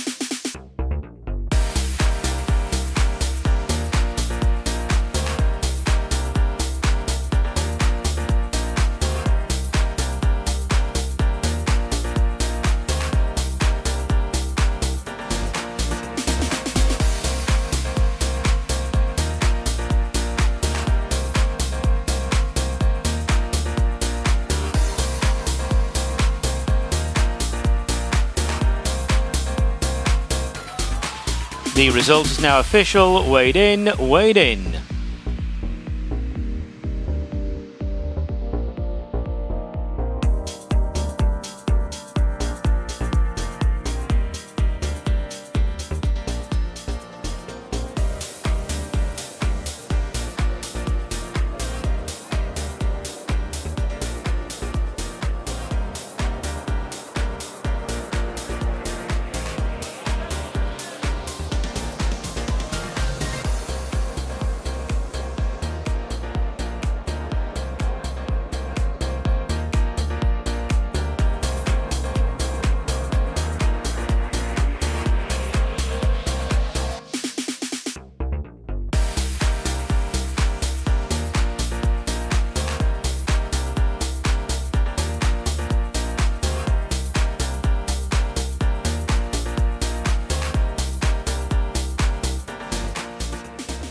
Well, we welcome Marketing Manager for Tattersalls, Jason Singh, onto stage to present the trophy for this Tattersalls Sprint. Victory went to Rebel at Dawn for Al Adiyat Racing, and receiving the trophy there, His Highness Sheikh Isa bin Salman Al Khalifa, alongside His Highness Sheikh Isa, winning jockey Hussein Asghar and winning trainer Alan Smith. Well done to Connections then, Rebel at Dawn winning the Tattersalls Sprint.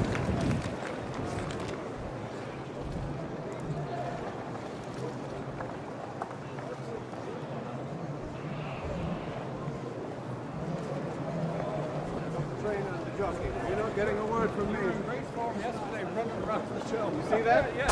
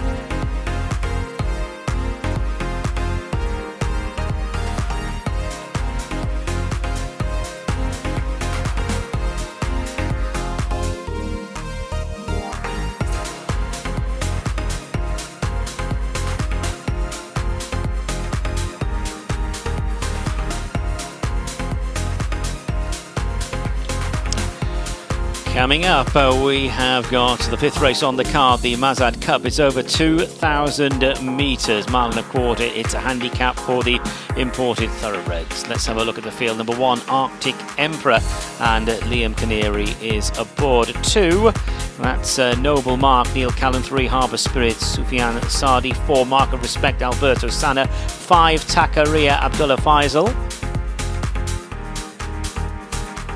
6, American Flag and Gerald Mosse. 7 is Zazenia, Ibrahim Nada. 8, Wait Forever, Hassan Al Safa. 9, Canood, Adri De Vries. 10, Rocks Off, Hussein Maki. And 11, Purgatory and Daisuke Fukamoto. So that is the lineup. 11 runners facing the start, 2,000 metres. It's an important handicap, and lots of these were running in Turf Series races over the last few months.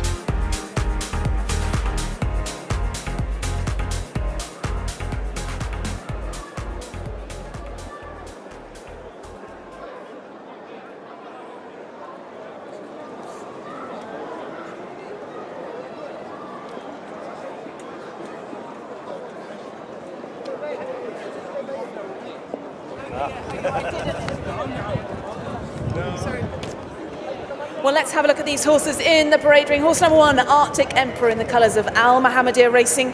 Fawzi Nas trains this. Liam Canary takes the ride on this. Horse that's been well placed in some of the Bahrain Turf Series races. He won over 2,400 metres, so stepping down in trip today. Arctic Emperor then the mount of Liam Canary for Al Mohammedia Racing.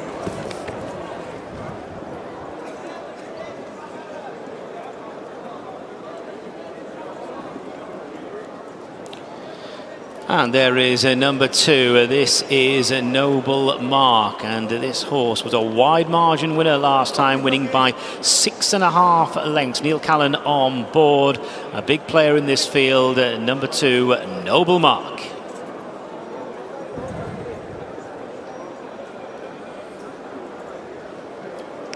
Horse number 3, Harbour Spirit. This son of a Charm Spirit, trained by Jabbar Ramadan. Sufyan Sadi takes the ride on this 7-year-old, a 5-time winner, closely matched with Arctic Emperor on his previous run just last weekend, finishing a length and a half behind him that day. So quick turnaround for both those horses, but horse number 3 then Harbour Spirit for the Ramadan stable. And number 4 is a Mark of Respect. 3 outings back, this horse was a narrow margin winner, beating Goumet. Has had 2 starts since then. Was well held behind Gaumont in a Turf Series race last time. Number 4, Mark of Respect. Horse number 5 is Takaria, a horse that's won both in the UK and in Bahrain. Been running in some of the Bahrain Turf Series races and the Crown Princess Cup, finishing down the field in that. This is an easier race, but needs to improve on his last run when we saw him back just last weekend. So horse number 5 in the Al Afu Racing colours is Takaria. Number 6, a horse with a big chance on the form. That is American Flag, only beaten a handful of lengths behind Gaumont last time in a Turf Series race. A useful second the time before that. Really does appreciate fast ground. Gerard Mosse takes the ride. Number 6, American Flag.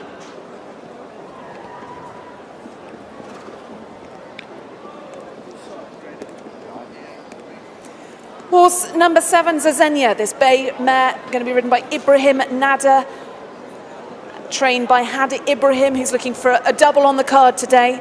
Zazenia raced just last weekend again, closely matched with Takaria in that race, finishing behind Dark Lion. Was 3rd in this race last year. Was horse number 7 then, Zazenia. And there is Hassan Al Safa, who will be getting the leg up aboard number 8, Wait Forever. Wait Forever was well held when just out of the money last time. That was last week in the race won by May Stars, won 5 times. Wait Forever. Back in the day, this horse was a multiple winner in Italy. Horse 9 then Canood, having his first start in Bahrain, but has some consistent form in Dubai for trainer Fawzi Nas. Trey De Vries, top Dutch jockey, who's been riding all of Fawzi Nas's winners over in Dubai. He's over for the day, and he's aboard horse number 9 Canood.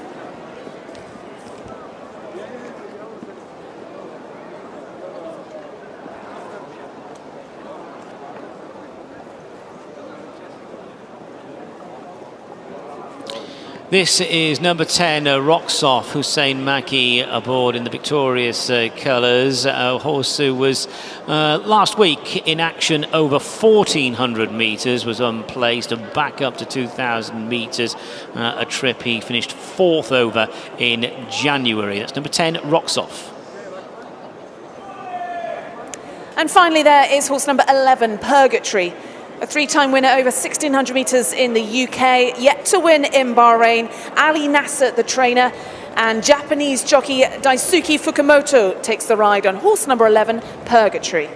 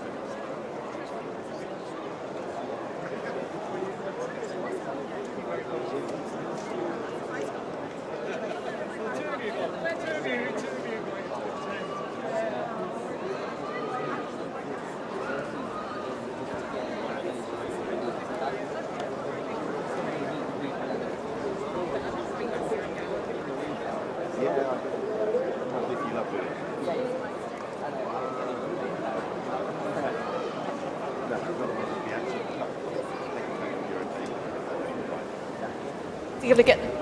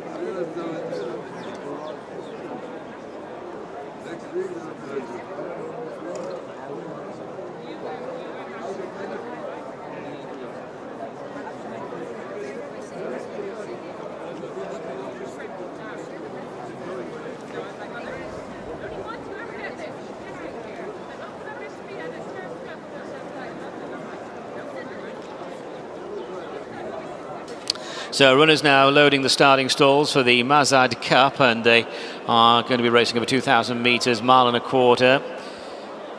A handicap, but we're halfway through the loading up process. Next one to load is Zizenia. Going in without the jockeys, Rocks Off, Hussein Maki being reunited in the starting stalls. So still to go is Dubai regular Canood, winning form on the dirt, yet to win on turf, but some useful form. Canood to go into stall number 9. American Flag, Noble Mark and Harbour Spirit are the ones still behind. So stalls team working on Canood to go into stall number 9.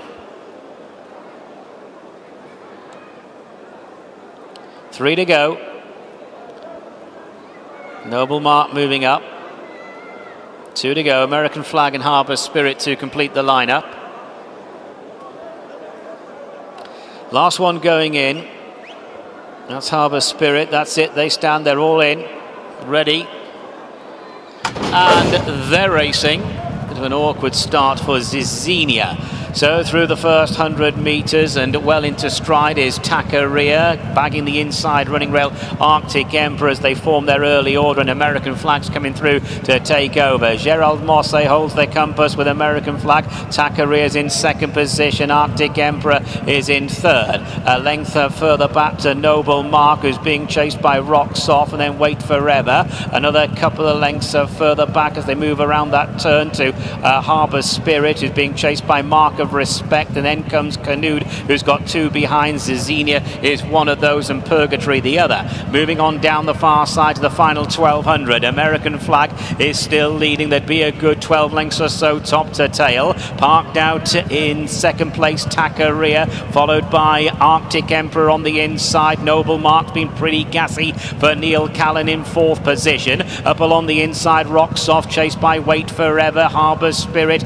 in mid-division, just hanging a fraction. Then comes Mark of Respect, followed by Canood, with Zizenia next, and Purgatory's the one detached as they make the run down the side of the course. Heading now to the final turn, over 600 to go, and Gerald Mosse still in front with American Flag, chased by Takaria, Arctic Emperor, Noble Mark, Rocks Off and Wait Forever. Only a handful of lengths covering the first 6 or so. Mark of Respect, Grey Jacket coming widest of all. Further back to Harbour Spirit, then Zizenia running inside the final 400. American Flag the leader.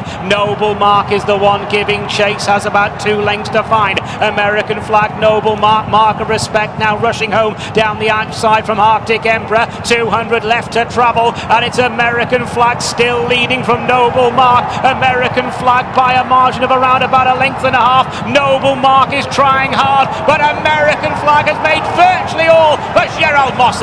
American Flag the winner. Noble Mark second, Mark of Respect third, and Rocks Off best of the rest in 4th.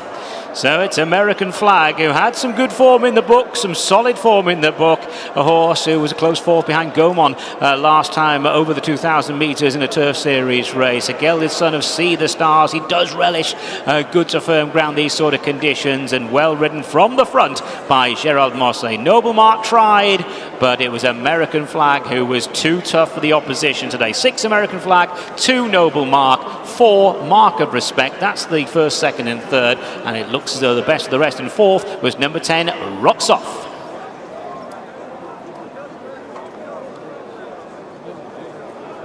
Good rides, good training performance from an informed trainer as well. Alan Smith at the double.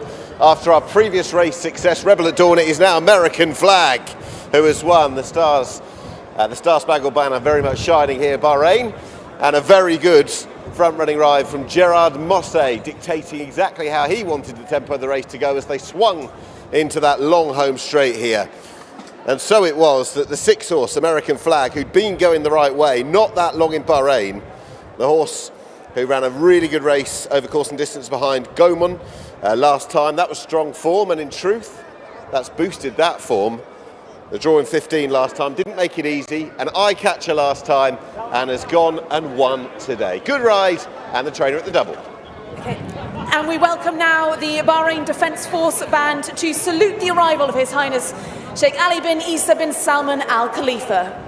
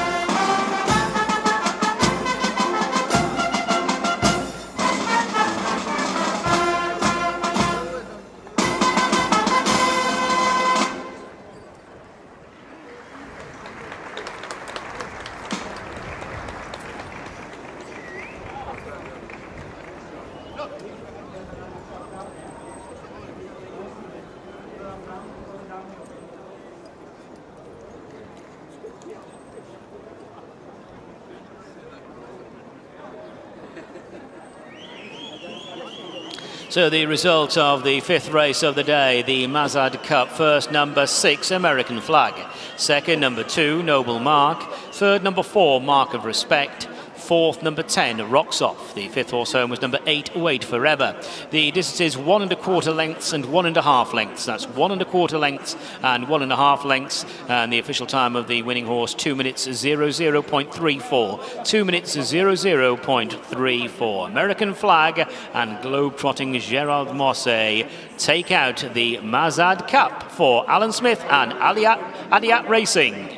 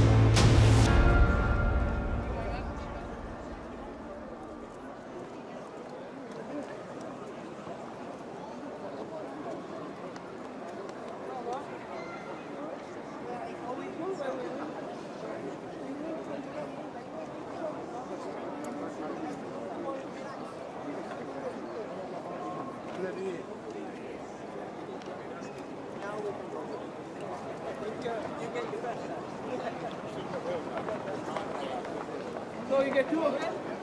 Next one.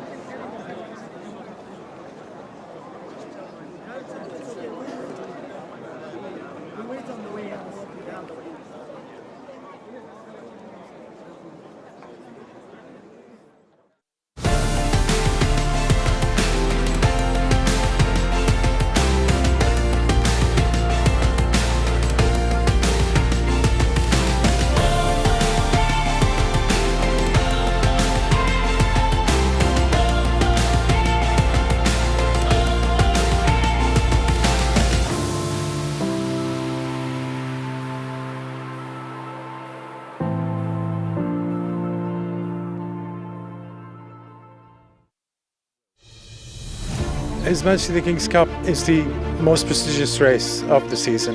Look, I suppose it says it in the name of the race. It's the King's Cup.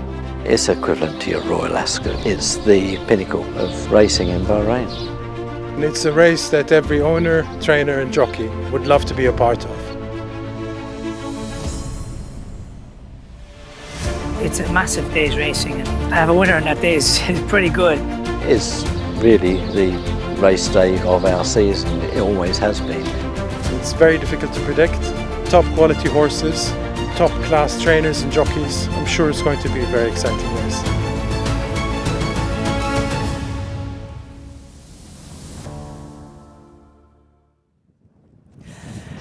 Yes, it is a massive day here for racing in the Kingdom of Bahrain. Welcome to King's Cup Day, and we welcome our viewers from around the world. And you join us live here at the Rashid Equestrian and Horse Racing Club. We've had 5 races, but we're now really starting our build-up to the 2 big races, Nick, both internationally recognised listed races.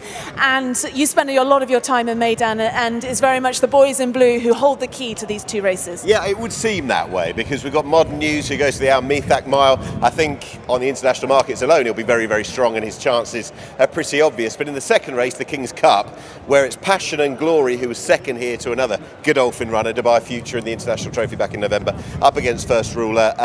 They seek to dominate, and when they come here, they're pretty good. They certainly do. 3 winners out of 5 runners they've sent over here this season in Bahrain. Let's now take a look then at the runners and riders for our big race, which is due off at 3:45 local time.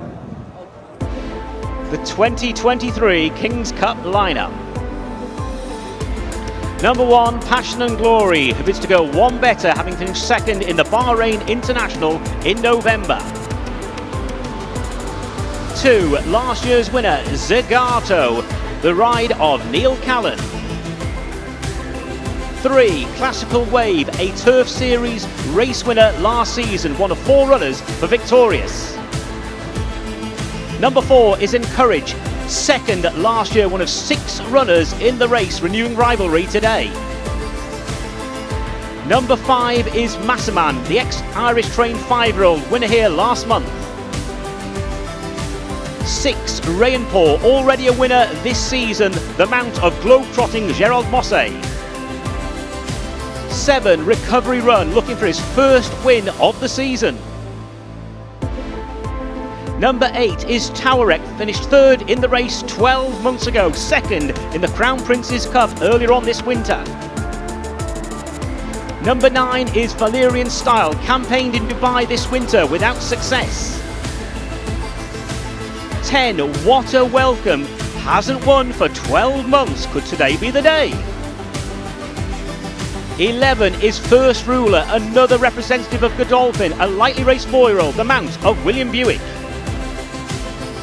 12 is Gaumont, winner of the Vision 2030 Cup last time, Andrea Azzini aboard.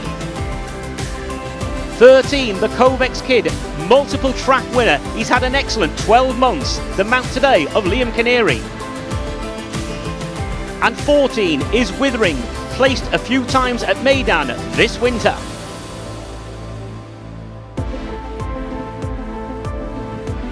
Yeah, time to get a quick word with the man who's just ridden a winner.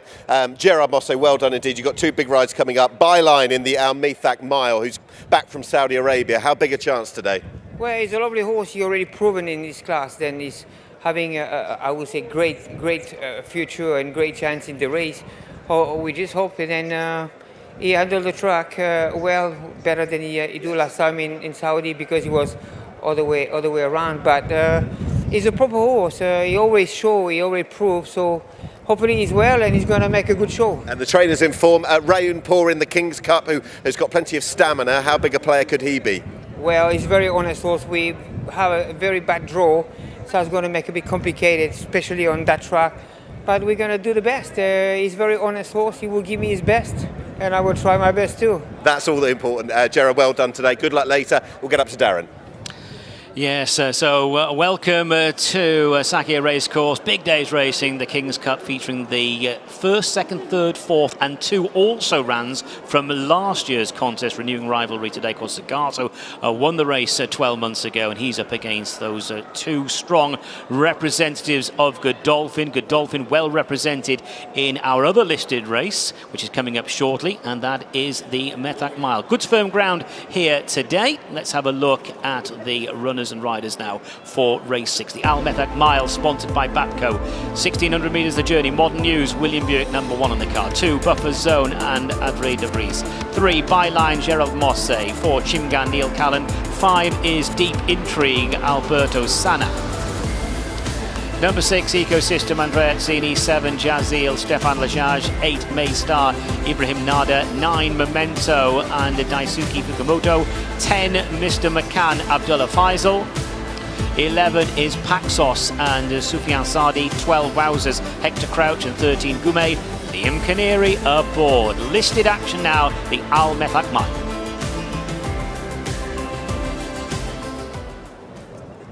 So the horses are in the parade ring, 13 runners in this race. Let's have a look at them. There is horse number 2, Buffer Zone. He's in fantastic form this season. Won 2 out of his 3 runs this season, including the trial for this race back on His Highness Sheikh Nasser's Day on the 17th of February. Adré de Vries rides for Fauzi Nas in the victorious colours. Buffer Zone, a 10-time winner, a prolific winner. That's horse number 2, Buffer Zone.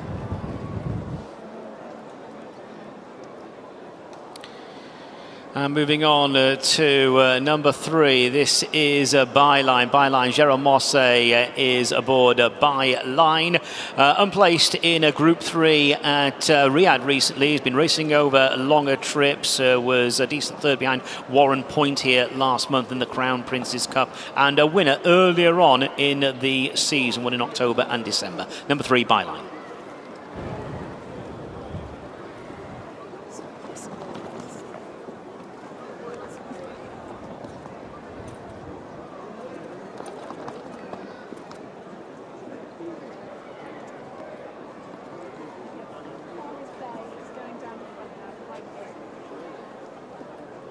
Horse number 4 is Chimgan in the colours of Al Mohammedia Racing. Finished second in the trial behind Buffer Zone on the 17th of February. The mount of Neil Callan, who's looking for a treble here this afternoon. As Salma Hashim trains this horse, a former horse of Clive Cox in the UK. Chimgan comes here in good form, having finished second in that trial and well placed in his previous runs. Horse number 4 then, Chimgan. Number 5 is the Grey Deep Intrigue. Won the Hawa Cup here last month. That was over the straight 1200, up in trip to the 1600. Never won beyond 1400, and that was a decent training performance. So Deep Intrigue winning here last time on his seasonal debut. Number 5, Deep Intrigue. Number 7 is Jazeel for trainer Fawzi Nas. Fawzi mob-handed in this race in the colours of Ahmed Ali Sir. Stefan Le Judge rides this one. This horse, very good on his day, finished second in the King's Cup back in 2020. Now an 8-year-old and a winner last time out, beating Ecosystem on the 10th of February. Horse number 7, Jazeel.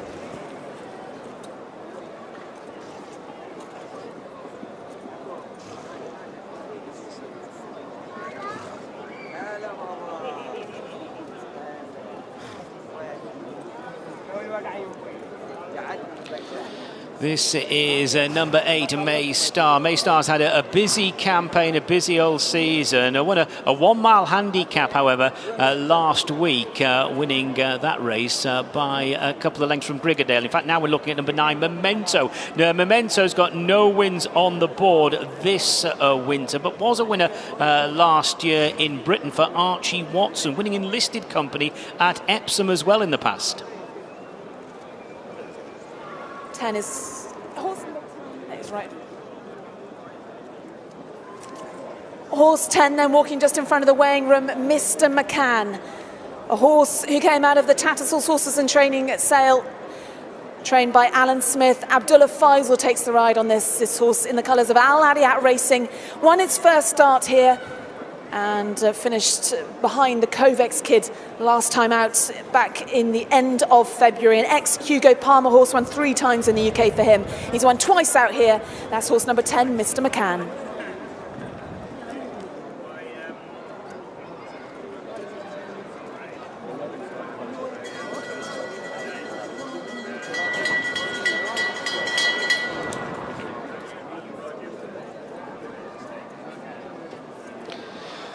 Paxos is number 11, was second behind the Kovacs kid, beaten a length and a quarter by that horse in a Grade 2 last time.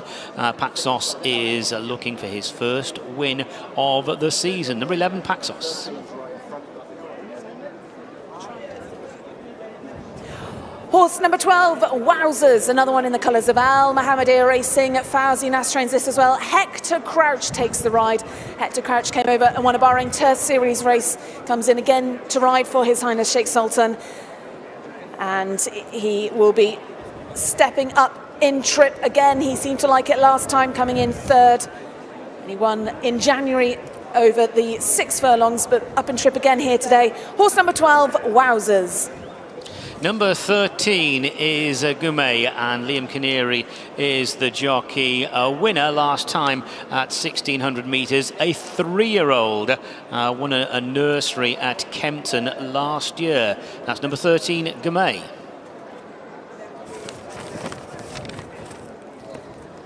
Horse Horse number 8 is Maystar, who is donning that red hood. That will come off, as you can see, the jockey there, Ibrahim Nada, taking that one off as he heads to start. Mohammed Hassan trains this one. He won just last Friday on the 3rd of March, beat Grigdale by 2 lengths, so comes here in good form. That's horse number 8, Maystar. And there is the British champion jockey William Buick. He's aboard Modern News. Modern News has won 6 times from 16 career starts, second in listed company last time at Meydan, and indeed a listed winner in the United Kingdom. Godolphin, we know all about Godolphin's record here in Bahrain. It's excellent. Number 1, Modern News. And William Buick will be aboard.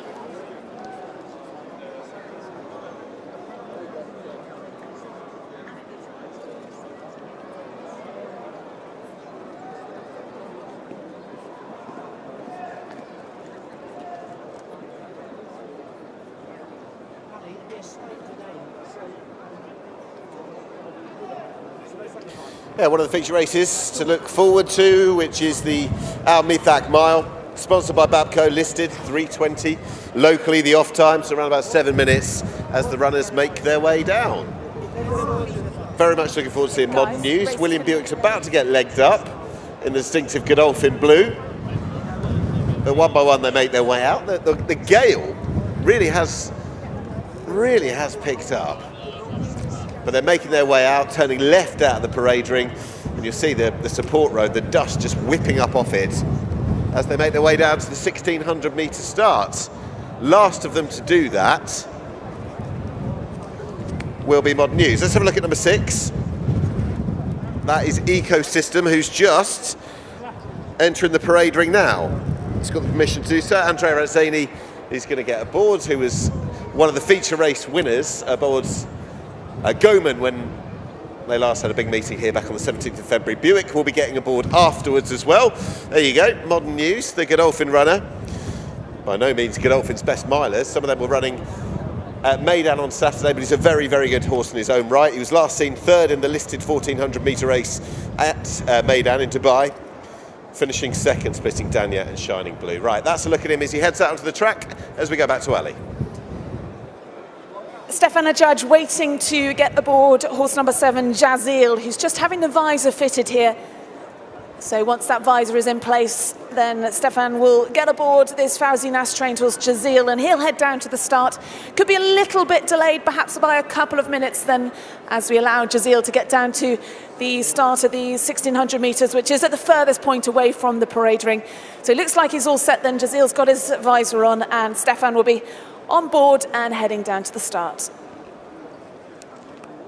Okay, so that's a late comer to get onto the track as we pick up the story once again on the way down with Modern News for William Buick and Charlie Appleby, who's got the draw in 2.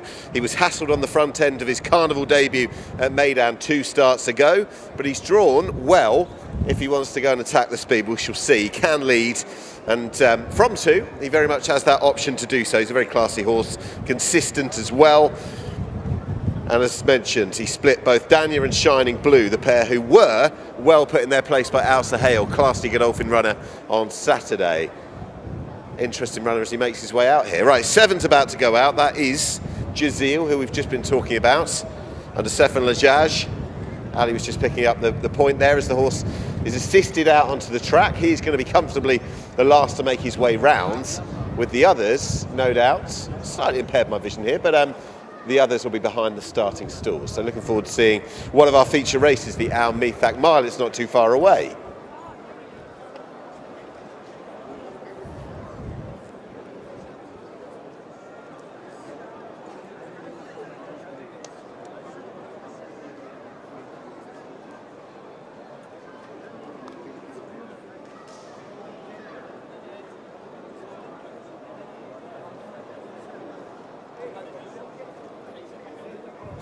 Okay, there is 3. That is Byline. We've just heard from Gerard Mosse, and that man, Alan Smith, the trainer, and these colours out Adiat Racing, is having a fine afternoon. After Rebel at Dawn, we had American Flag, and it could just be a very quick-fire hat-trick for Byline, who is back from Saudi Arabia. Yeah, finished 8th in the Neom turf there on their big day over last weekend in the Saudi Cup day, Byline. a 9-time winner and super consistent in these big races. And just looking at the home team, I guess we've got Modern News who's come over from Dubai for Godolphin, but looking at the home team, Byline's got to be right up there. And Al Adiat Racing started the season in fine form, perhaps petered off a little bit, but actually by looking at today's results, they seem to be right back bang into form. Trainer Alan Smith trains at the Royal Stables.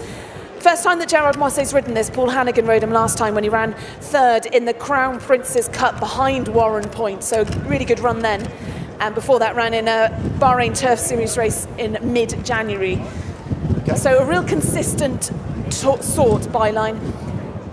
And comes out of a nice stall 7. There's a long run in though on the 1600 metre start before that final turn into the home straight. So the draw perhaps not as influential as some of the other starts. And all of a sudden, I know that you come out here and do the main bulk of the season out here. The wind, which was accompanying the runners 3 weeks ago when I was here, it seems to be back now, doesn't it? And they are going to have to be a little bit conscious. There'll be a bit of slipstreaming going on deep into the home straight, I imagine.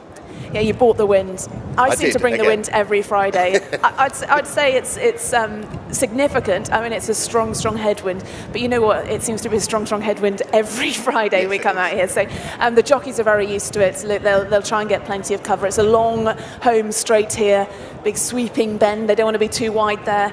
And as I said, long home straight down to the finishing line in front of a packed crowd here this afternoon. Nick, you came out, obviously it was the final Bahrain Turf Series race, but this is the most prestigious race day in terms of for the local racing community. We heard some of the quotes there, how much they really would want to win on today's card. The Al-Mithaq Mile running on today's card for the first time, international listed race, and a really good strong collection of highly rated horses here again today. And there's hopes then obviously if the horses finishing in the top places are high enough that the race will then be elevated yet again in future years. It's all about growing the jurisdiction as it is, and it continues to go from strength to strength each and every year. Modern News over on the far side. We talked about the fact that Alan Smith, the trainer, has had a double already. Another man who's had a double is Neil Callan, who's got Chimgan, who's got had a hard decision to make going for Zagato in the King's Cup. We'll talk about that a little bit later on.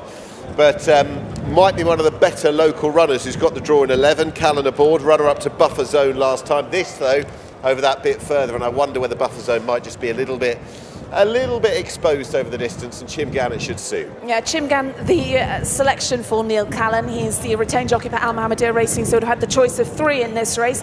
Chimgan formerly with Clive Cox. Neil Rustow has ridden him on all his starts out here, and as you said, he finished second in the supposed trial on His Highness Sheikh Nasser's day back in middle of February. So another strong runner for the home team, and another strong runner for the local trainer Salma Hashim. But they are loading then, so let's hand up to our commentator then, the 2023 Al-Mithaq Mile. They're all yours, Darren Owen. Thanks, Ali. Yes, Field then moving up into the stalls. Well through the loading up process. Ecosystem about to join the lineup. Memento Yellow Cap. The 3-year-old Goumet is out of line. So too Chimgan, and the buffer zone is to go in. So just a few more to load. So buffer zone moving into place. Chimgan going in. Yellow Cap of Memento for the Al-Mithaq Mile, sponsored by Bapco. Listed race. They're set and they're racing. Deep intrigue, forgot to set the alarm and lost a few lengths early, and away smartly Modern News, and down the centre buffer zone is well to the fore, and also running prominently Wowzers, who's getting a position. Mr. McCann is out wide, and there'd be a good 10-12 lengths first to last early. Mr. McCann has got the lead, being followed by Chimgan, Keen, buffer zone red and white striped cap. Modern News getting a nice toe through, followed by Paxos on the inside running rail. Then comes Wowzers and Ecosystem. Byline a bit keen in mid-division, being chased by Goumet and Memento. Deep Intrigue now working his way forward to the wide outside, further back to May Star, and the back marker is Jazeel. So they make the run down the side of the track and head now towards the final 600 metres or so, and the leader is Mr. McCann. It's Mr. McCann by around about 2 lengths, holding the advantage, being chased in second place by Buffer Zone. zone. Further back then to Chimcan and Ecosystem. Modern News is against the running rail in the blue colours and getting their cover, but pushed along and not getting any daylight at the moment. Heading inside the final 400 and over to the far side, it's Chimcan here on the near side. Gerald Mosley produces byline. Ecosystem's got every chance. Modern News is well beaten. 200 left to go. It's byline from Ecosystem. A few lengths on then to Deep Intrigue. Well inside the final 100 then, and byline and Gerald Mosley in front by about a length. It's their day today. Alan Smith, Aliadia Racing and Gerald Mosley. Byline rules the roost. Second place Ecosystem. Deep Intrigue crossed the line with Goumet, and then further back to May Star. So it is Byline who has taken it. Byline has won. Excellent effort from Byline, a horse who chased home Warren Point, was third behind Warren Point here in back in February. Had the form in the book to run a big race, and well produced by Connections. Gerald Mosley and Byline in front, entering the final 100. Ecosystem held every chance. Good run from Andrea Azzini's mount in second place, and Deep Intrigue certainly done some running there. Deep Intrigue running on the grey in the third. This is a horse who we saw win over the straight 1200. Fourth place going to the 3-year-old. That's a good solid effort from number 13 Goumet, but it's Byline who takes the Al-Meithaq Mile.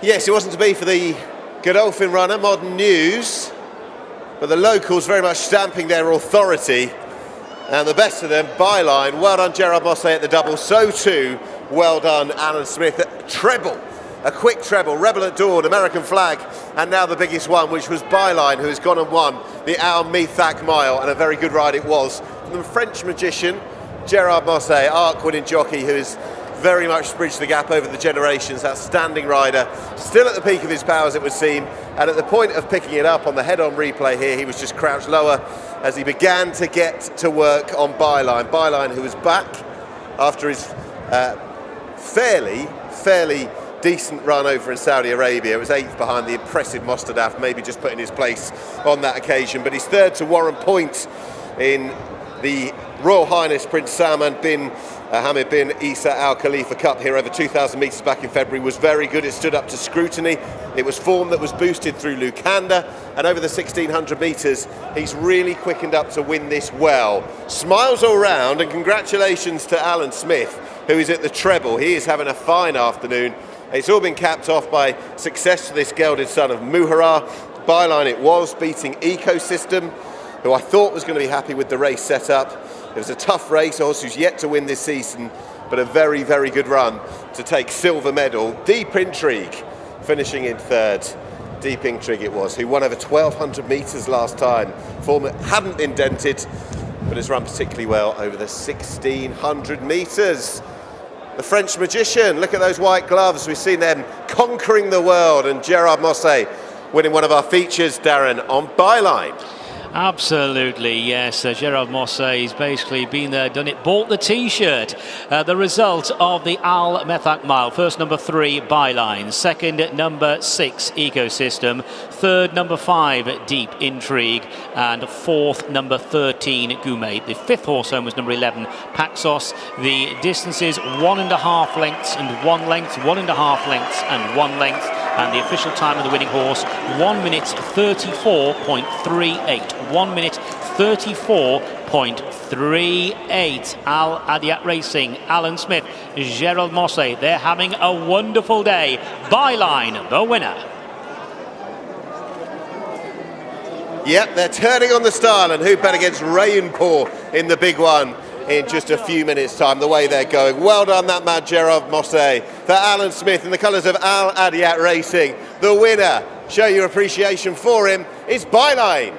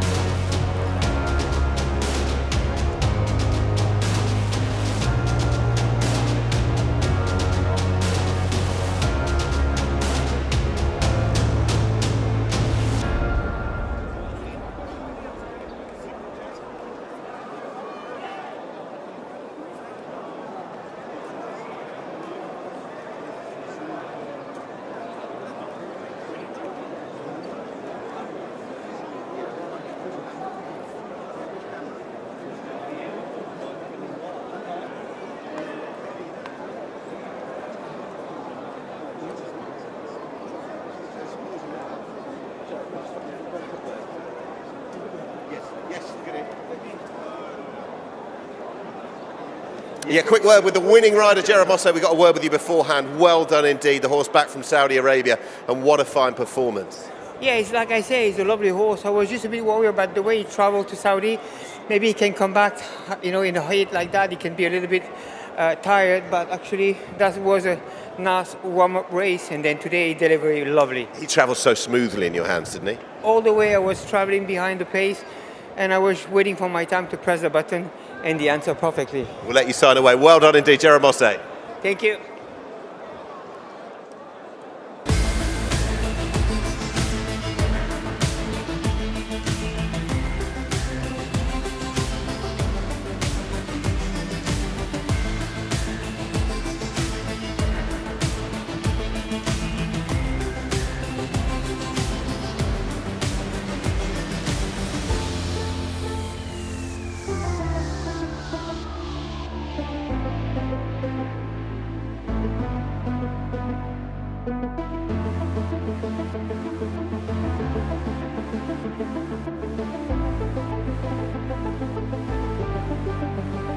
The result is now official. Weighed in, weighed in.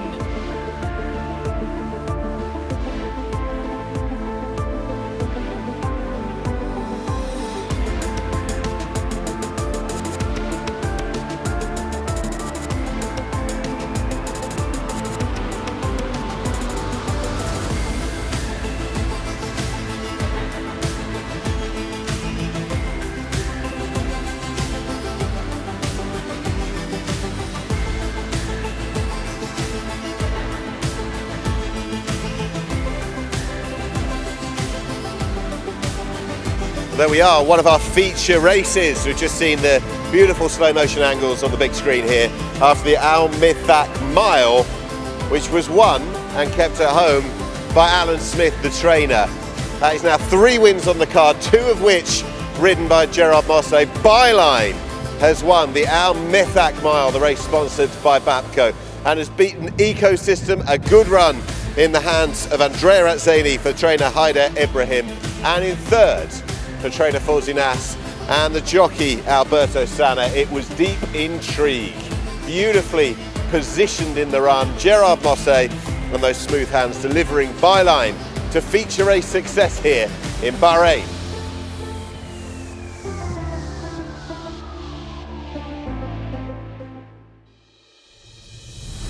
His Majesty the King's Cup is the most prestigious race of the season. Look, I suppose it says it in the name of the race. It's the King's Cup. It's equivalent to your Royal Ascot. It's the pinnacle of racing in Bahrain.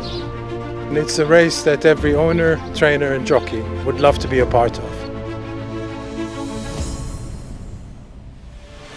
It's a massive day's racing, and I have a winner on that day is pretty good. It's really the race day of our season. It always has been. It's very difficult to predict. Top quality horses, top class trainers and jockeys. I'm sure it's going to be a very exciting race.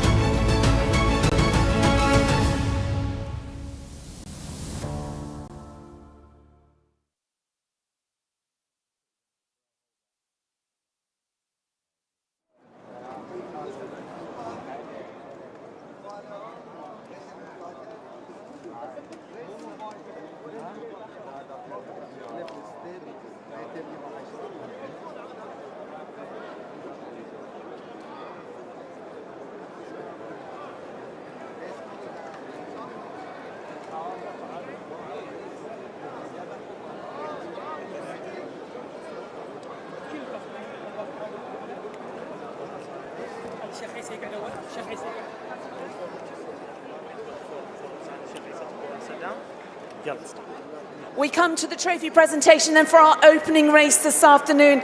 It was His Majesty King Hamad bin Isa Al Khalifa Cup, the King's Cup for Arabian horses, and we welcome His Highness Sheikh Ali bin Isa bin Salman Al Khalifa to present the trophy of this race. It was won by Kuhaylan Zoreya for trainer Forzinas, jockey Neil Callan, and in the Al Khaldia racing colours, and we're delighted to welcome His Highness Sheikh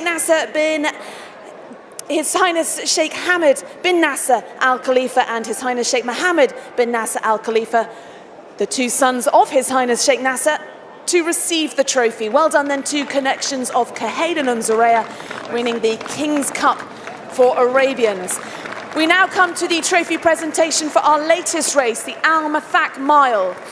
We just saw victory there for Byline in the colours of Al Adiyat Racing, and receiving the trophy there, His Highness Sheikh Isa bin Salman Al Khalifa, receiving the trophy there from His Highness Sheikh Ali bin Isa bin Salman Al Khalifa. Gerard Mosse, the winning jockey, and Alan Smith, the winning trainer. A treble then on the card for Alan Smith. Well done, Connections then. Well done to Connections of Byline, winning the Al-Meithaq Mile International listed race here at the Rashid Equestrian and Horse Racing Club.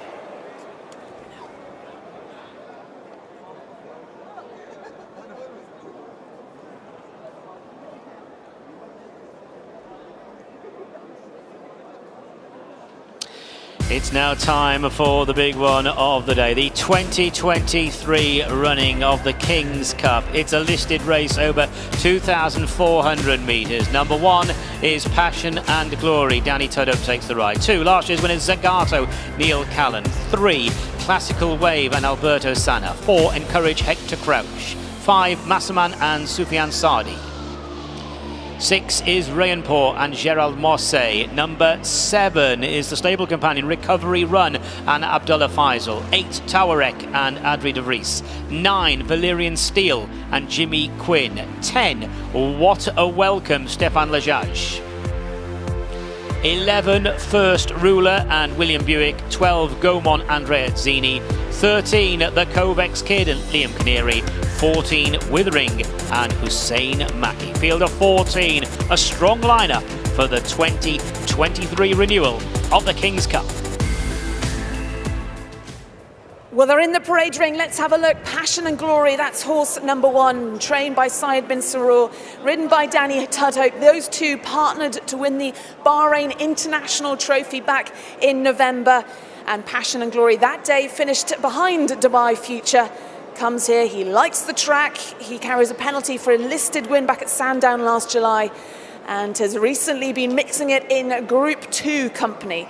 So horse number 1, Passion and Glory, for the Godolphin, in the Godolphin colours for Syed bin Sarur and Danny Tudhope.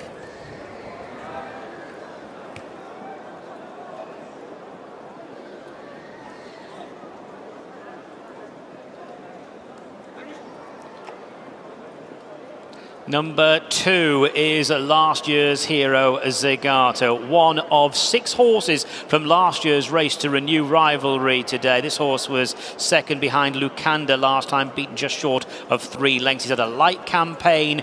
It's been a case of all roads leading to this day and this race. Number 2, Zagato.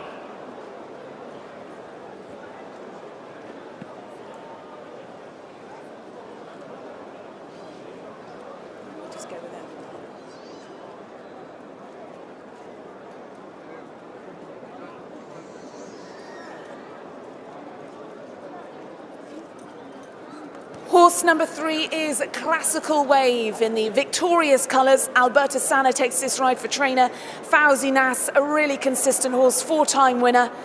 Beaten by Goman twice though, who he lines up against today. Finished second in the Crown Prince's Cup though, so good big race form for Classical Wave, horse number 3.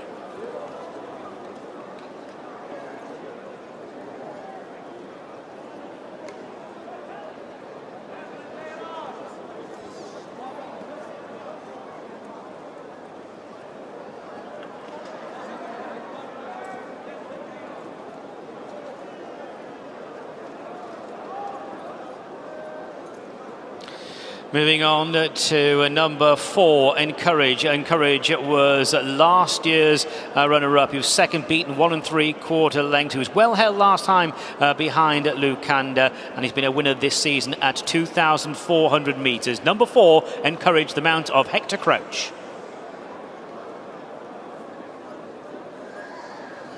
Horse number 5, Massaman, in the colours of the Ramadan stable. Jabbar Ramadan, the trainer. Soufiane Saidi rides this horse, who's having his 3rd start in Bahrain, previously with Jack Davidson in Ireland. A horse who finished 4 3/4 lengths behind Goman back in the middle of February on His Highness Sheikh Nasser's race day. but a winner on his debut back at the beginning of February. Horse number 5, Massaman.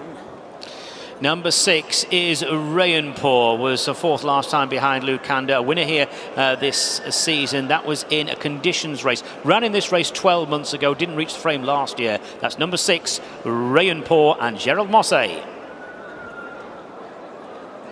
Horse number 7, Recovery Run, also in the Al Adiat Racing colours. Abdullah Faisal rides this one for Alan Smith. He needs to improve on his recent runs. He's finished behind a number of these in some big races here. Last time seen running in His Highness Shane Asser's big race back on the 17th of February behind Lukanda. It's horse number 7, Recovery Run.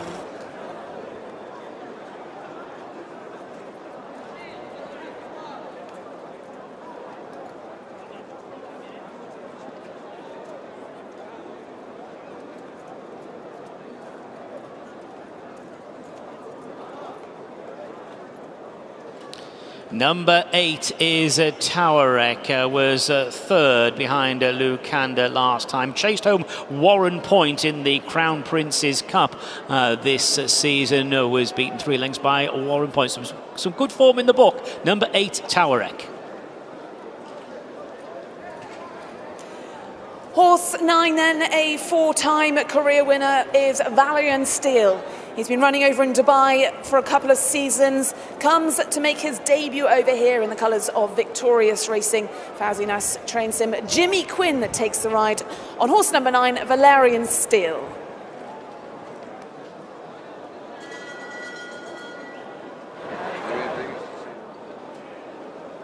Number 10 is What a Welcome, was unplaced last time behind King of Conquest, was second behind Lukanda earlier on this season. That is number 10, What a Welcome. Horse number 11 is the second horse for Godolphin, First Ruler, this one, for Charlie Appleby and William Buick. They'll be teaming up again in the colours of Godolphin, the blue colours of Godolphin. A consistent sort in handicaps. He won at Maidan over this distance last time out. So horse number 11, First Ruler, looking for back-to-back victories.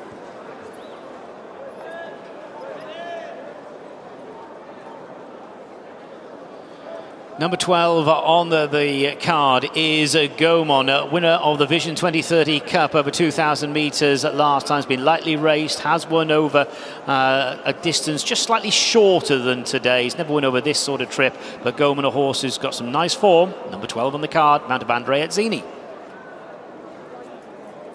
I'm Gaumont.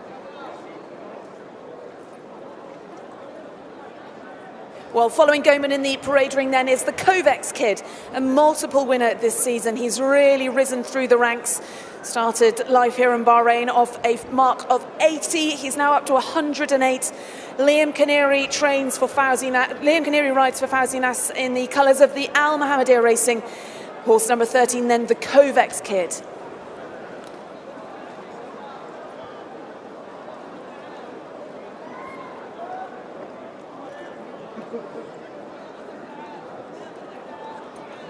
Number 14 is Withering.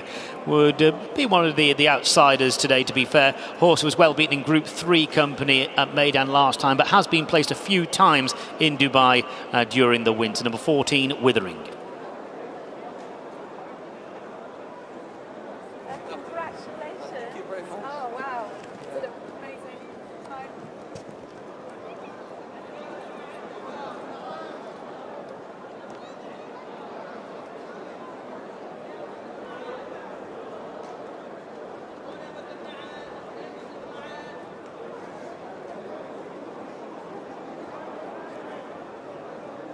Yeah, delighted to be joined before the big race by someone who has already scooped one of the biggest prizes there is here. It's Said bin Saror, who back in November had a 1-2 in the Bahrain International Trophy. The second horse, Passion and Glory, is here to try and win. Firstly, Said, I just noticed how warmly welcome everyone sort of were for you. How special is it to come back to Bahrain? It's a great place. Everybody feel really happy and relaxed here in Bahrain, like back home. Then we try as instruction from home to send the best horses to Bahrain. Last time this horse he finished second Bahrain Cup. His history listed and Group 3 winner is in England. Mile and a half, I think that's a good trip for him. But today I think the base is going to be strong. I hope the jockey can keep him handy. It will be great for him. How special was that day back in November when Dubai Future beat this horse and you had the best two finishes in the big race? Well, it was close really to him, to Passion Glory and Bay Future. He's doing really well that day, but even now, last piece of work as last Thursday, he worked really well. Then he look in good condition, give him a chance, see how we go, but so far I'm happy with him. The viewers are just seeing your 1-2, there you go, just on the big screen there, just a few months ago. Now, if he runs well today, is it the plan to run him over 2 miles in the Dubai Gold Cup afterwards? Well, this is the plan. We'll see how he runs today, but I think he can stay 2 miles. Excellent stuff. We wish you well. Thank you very much. Thanks, Ed. Well, the Arabian Horse for Equestrian and Veterinary Services have generously given 50 BD to the racing groom responsible for the best turned out horse in this race. And that has gone to Goman, horse number 12. Well done to B-Roll then for receiving that money. B-Roll responsible for the best turned out in this race. That goes to horse number 12, Goman.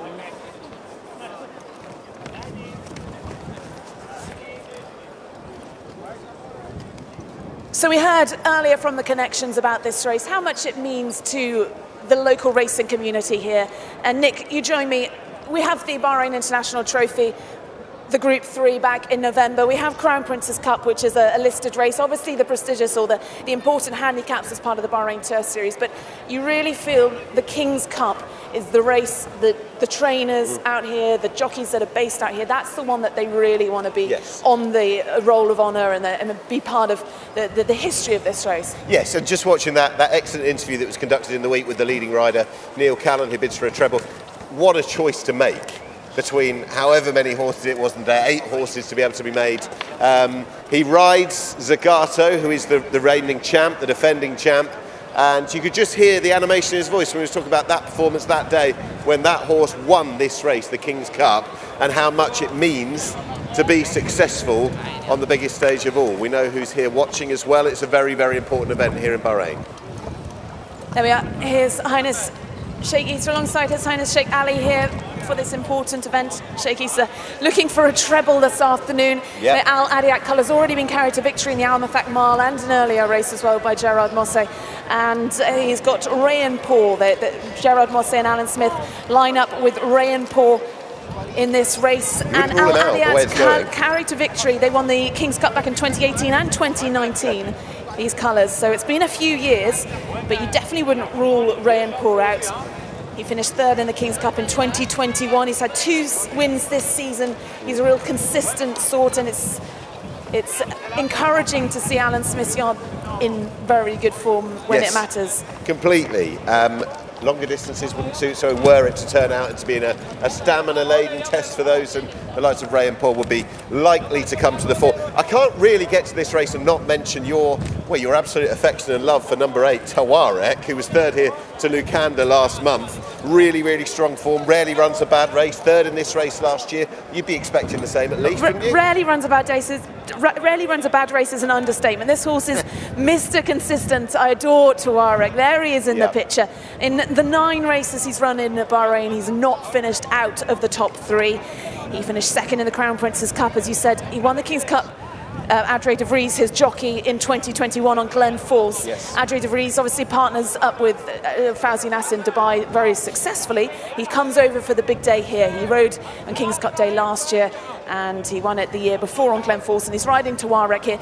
This horse, though, he will come from behind. So there's been a few hard luck stories for this horse this season, and Adre's really got to be aware of where that line is with this horse, but a very talented one. And are we right in just thinking, or are we firmly in the camp that Neil Callan has picked right on the defending champion, on Zagato? It would have been hard to get away from him, really, wouldn't it? Now, Zagato had a bit of a later start to the season and has very much been aimed at this race, but it must have been a difficult decision because he got off the Kovacs kid, who he's had so many wins on this season. So the Kovacs kid can be ridden by Liam Canary in this race. I think they're all in, so let's hand up for the 2023 King's Cup. Here's Darren. And they're racing in the King's Cup, and a little slow to go was Withering, and smartly into stride and Courage is a short hop to the first turn. Valyrian Steel is racing prominently. What a Welcome, First Ruler, Massaman, Gomon and Zagato are just in behind the pace setters as they negotiate the first bend. One who's not really settling in midfield is Recovery Run. Looking towards the rear division, Tower Wreck is in that group with Passion and Glory running off the pace. Ray and Poor is further back, and the Kovacs Kid is the back marker. They go on down the side of the track, and the running is being made by Encourage. This horse leads by about 2 lengths, being followed in second by Valyrian Steel. Massaman third. What a Welcome is next, being chased by Withering. Recovery Run now stepping forward. First Ruler, Gomon and Zagato are all in mid-pack as they approach the turn at the 1600. Classical Wave, Passion and Glory are further back, and they're being chased on down the far side by Tower Wreck, and then comes up along the inside of Ray and Poor and the back mark of the Kovacs Kid. Inside the final 1400 they move, and it's Jimmy Quinn and Valyrian Steel the leader. Leads by around 2 lengths, followed by Encourage, and then Massaman, What a Welcome, First Ruler, Recovery Run, and then up along the inside is Withering, chased by Gomon, who's 3 wide. Zagato is buried in mid-pack with Classical Wave to the inside. Danny Tudhope has switched off Passion and Glory as they leave the back. Tower Wreck has only got a handful behind, and they include Ray and Poor and the Kovacs Kid running inside the final 800, and Valyrian Steel has got about 2.5 lengths on this field. Encourage is in second place. What a Welcome, Yellow Jacket and Massaman working hard. Recovery Run stepping forward. First Ruler is in behind the leading bunch. Gomon now is being pushed along to the right. Passion and Glory is coming there sweetly as they head down towards the last 400. Lots of moves around the track over on the far side. First Ruler down the outside. Passion and Glory, What a Welcome, Recovery Run, and they're being chased home by Encourage, and it's the Godolphin pair now inside the last 200. Passion and Glory versus First Ruler. Passion and Glory at the moment holding the upper hand, edges over to the far running rail. Danny Tudhope and Passion and Glory from First Ruler. Godolphin 1-2. Back in third place, running on nicely was Tower Wreck again, followed by the Kovacs Kid. So it is a Godolphin 1-2, Passion and Glory, Saeed bin Saroor, Danny Tudhope. This is the horse who was second behind Dubai Future in the Bahrain International earlier on in the season. And this horse has mastered First Ruler. Good effort from the William Buick mount. They were either side of the track turning into the straight, but Passion and Glory was beautifully handled by Danny Tudhope. Managed to switch this horse off, came with that run down the outside to take on First Ruler. It's a Godolphin 1-2. It's Saeed bin Saroor and Charlie Appleby. 1 Passion and Glory, 11 First Ruler, and another good honest run from Tower Wreck. Tower Wreck finishing in third place with the Kovacs Kid in fourth position. So that is 1, 11, 8 and 13. They are the numbers provisionally at the end of the King's Cup. Yeah, and in November it was Dubai Future. This time it's Passion and Glory, who was second to Dubai Future back then. Saeed bin Saroor conquers the big races here in Bahrain. Saeed, congratulations. How special was that to watch? It's a great result for a big name, as to see Passion and Glory come and win again here. He's a improving horse, always doing good. I mean, the jockey, he looked after him. I know the base was really strong early, but when he came to the bend, he was trapping really well. I thought he had a chance to win. This track seems to really suit him, doesn't it? The long home straight, he enjoys it. Yeah, if you look back, as for all his winners, it's always he like right-handed, and that's the reason why we see them here. He's improving horse and doing really well. We're happy with the result. Congratulations, Saeed. Thank you, sir. Well, what a performance that was. You could see just the body language of the man, all in blue, Danny Tudhope, so keen, so cool. And he's just had to push the button in the end. That was a fine, fine performance from Passion and Glory, who had a penalty on the back. It wasn't going to be an easy task. He'd been second to Dubai Future in the Bahrain International Trophy way back when in November. Step forward a few months. It's the same result because it's Godolphin, a 1-2, but different yards. First Ruler seems to have run a crackers, just ever so slightly bumped into the rail there. But what a performance. Ice cool ride from Danny Tudhope, who we can hear from now. Yeah, another big race victory here for Danny Tudhope, following up from that Bahrain International Trophy win. And you look like you were cruising about 2 furlongs from home. Travelling well. I didn't quite want to ride him that way, but sometimes, you just have to go to plan B. And yeah, listen, it worked out well for him in the end. I got a nice lead around. He was nice and relaxed. And when we turned in the straight, I was full of horse, so. How confident were you heading into the race today? On form, he's the best horse in the race, really. He runs his best races on a right-handed track, so we're pretty confident. You've won the Bahrain International Trophy, you've won many big races around the world. This is another important one, another good one for the CV. Look, it's great to be a part of Godolphin and Saeed. I've been with them all winter in Dubai, and we've had good success, and especially here. Congratulations then, Danny Tudhope, our big race winning jockey. The Bahrain International Trophy second is the King's Cup first. Passion and Glory, the top horse in the race. Horse 1, that's exactly where he's coming back into the winner's enclosure. And the local fans delighted. Danny Tudhope, after Bahrain International Trophy success in November, wins the big race here in March. Does so for Saeed bin Saror. A big race double for him this season here. Both, of course, in the distinctive blue of Godolphin. The winner of the King's Cup is Passion and Glory.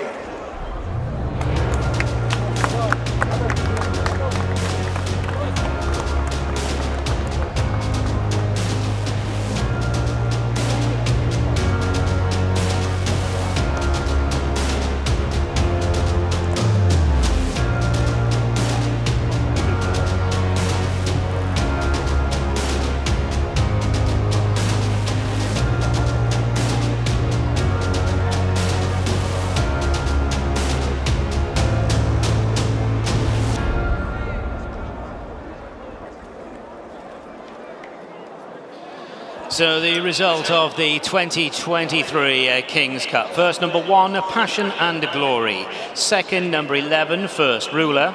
Third, number 8, Tawarek. Fourth, number 13, the Kovacs Kid. And fifth, number 7, Recovery Run.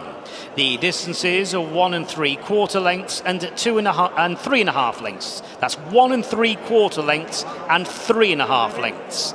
And the official time of the winning horse was 2 minutes 28.83 seconds. 2 minutes 28.83 seconds. Passion and Glory, the winner of the 2023 King's Cup, ridden by Scotsman Danny Tudhope.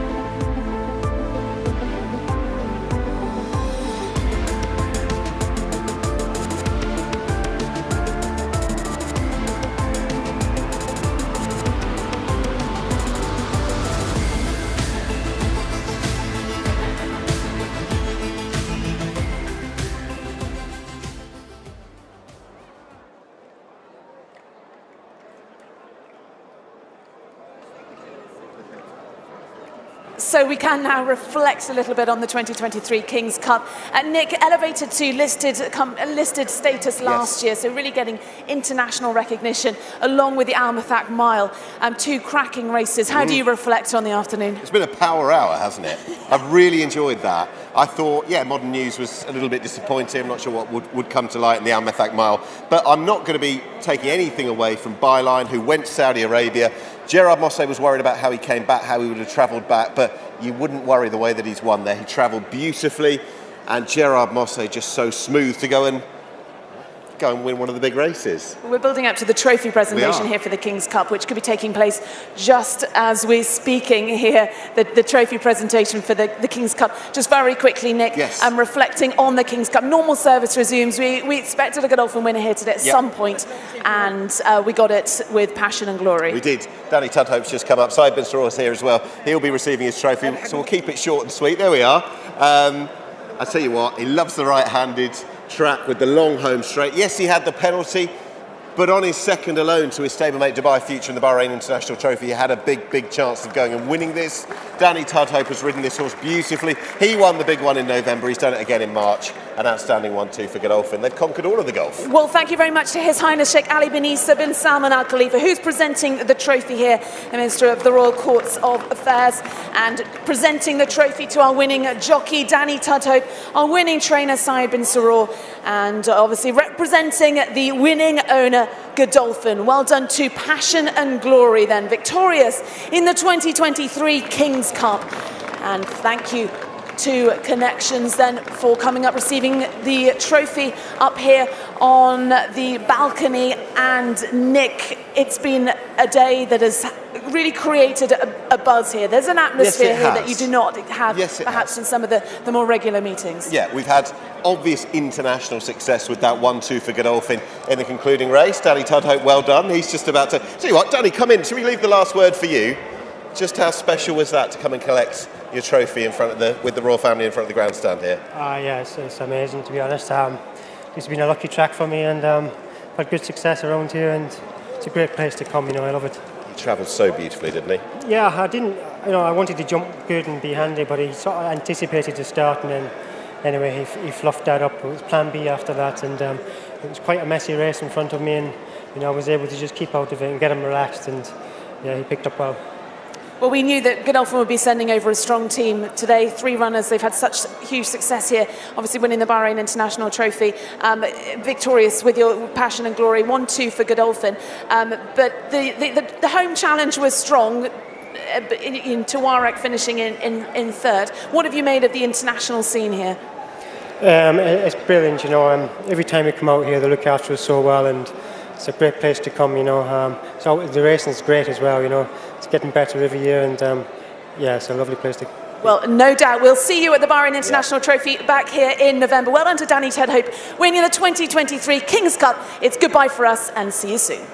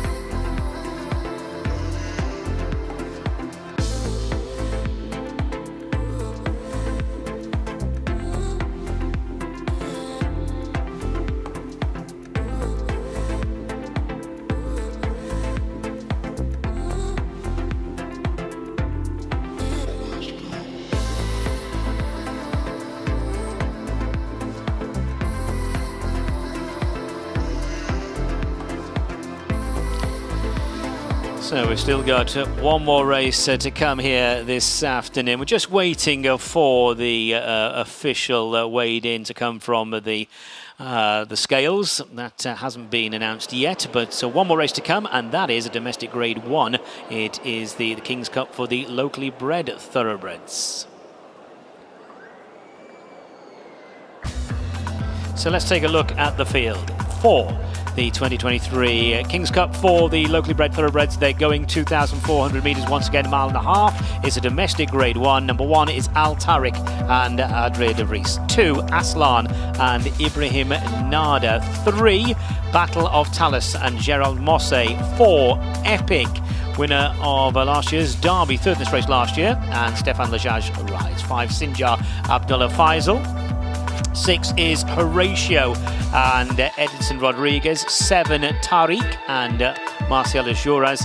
8 is last year's Oaks heroine Manama Girl and Sufyan Sadi.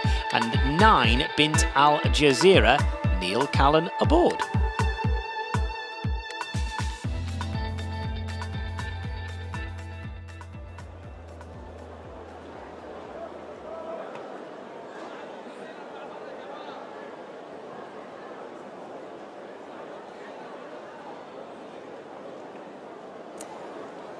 So let's have a look at the horses then. This final race, King's Cup for the local bred, and there is Al Tariq, a 10-time winner, now a 7-year-old, trained and owned by Fauzi Nas. Adre de Vries takes the ride on this horse that finished down the field in the King's Cup, the Crown Princess Cup rather, but that was his first run for almost 2 years, and he backed that up with a really good win in the trial for this race back on the 17th of February. So very much in good form, and the one to beat then, horse number 1, Al Tariq.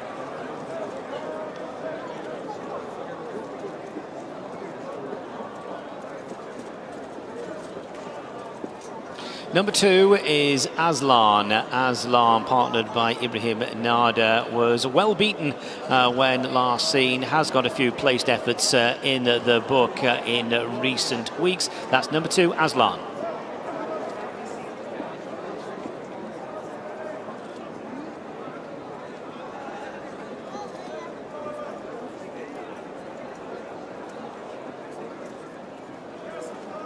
The result is now official. Weighed in for the King's Cup Race 7.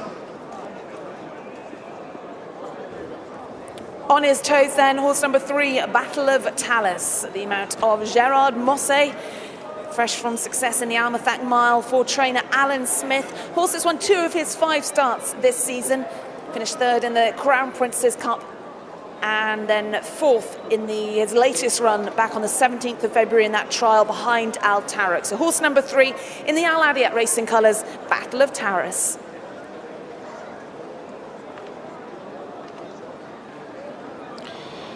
It's been an epic day, and this is number 4, Epic. Stefan Lajaj aboard, a horse who was second behind Al Tariq last time, beaten a neck on that occasion. Won last year's Derby and was 3rd in this race 12 months ago. Number 4, Epic.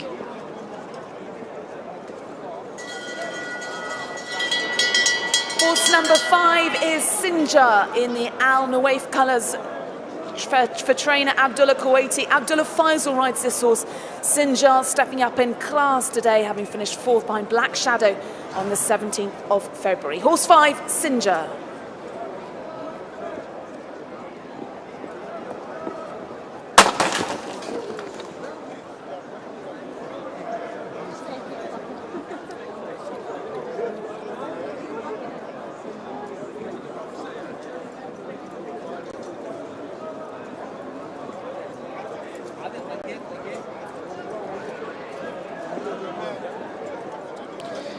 Number 6 is Horatio, which we'll see Horatio shortly.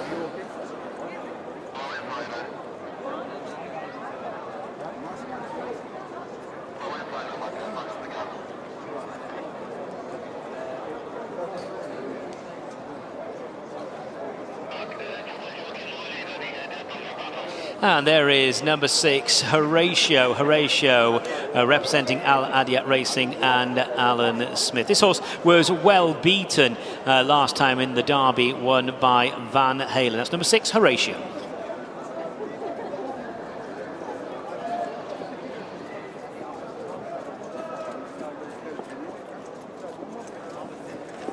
Horse number 8, Manama Girl, the Oaks winner in 2022. A real consistent mare, this one, for Jabba Ramadan. Sufain Saidi takes the ride. She finished 4th in the Crown Princess Cup this season, 3rd back in the trial on the 17th of February. And a real likeable sort, a great horse for the yard. That's horse number 8, Manama Girl.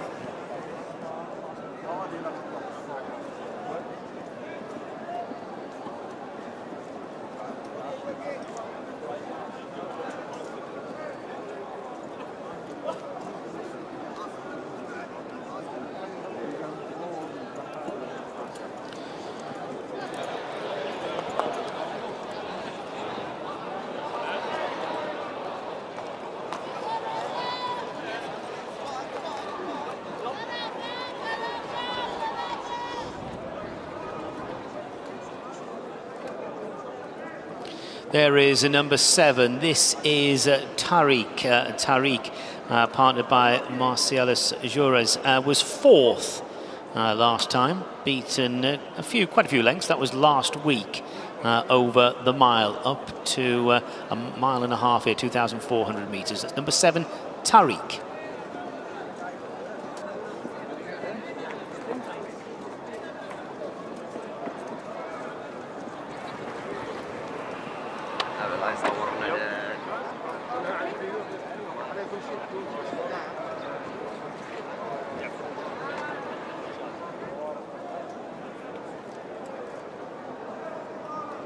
Horse number 9, Bint Al Jazeera, a 2-time winner in the colours of Al Mohammedia Racing. Neil Callan takes the ride on this for trainer Fauzi Nas. Lightly raced horse, finished 3rd in the Oaks back in February, but behind Mediterranean Moon. Backed that up last week, winning, beating Black Shadow, so comes here looking for a very quick double. Horse number 9, Bint Al Jazeera. Final race of what's been the most enjoyable, compelling, excellent, deep, whatever racing day you want to call it. There's been theatre and there's been quality action on the track as well. And the final race is a draw together of some of the horses who met here just 3 weeks ago, as Al Tariq bids to confirm that form with Epic, different terms, different distance as well. 2,400 metres for this local Grade 1. Fascinating to see that comeback, or the rematch rather, between Al Tariq and Epic. Epic, who was 3rd in this last year and was trying to win the same race in succession back on the 17th of February. He just couldn't master Al Tariq. He was given £6 to that horse last time.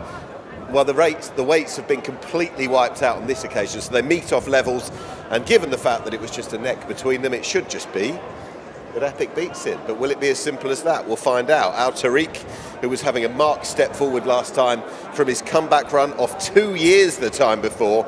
He proved he'd retained the ability the time before, and he proved last time he was tough.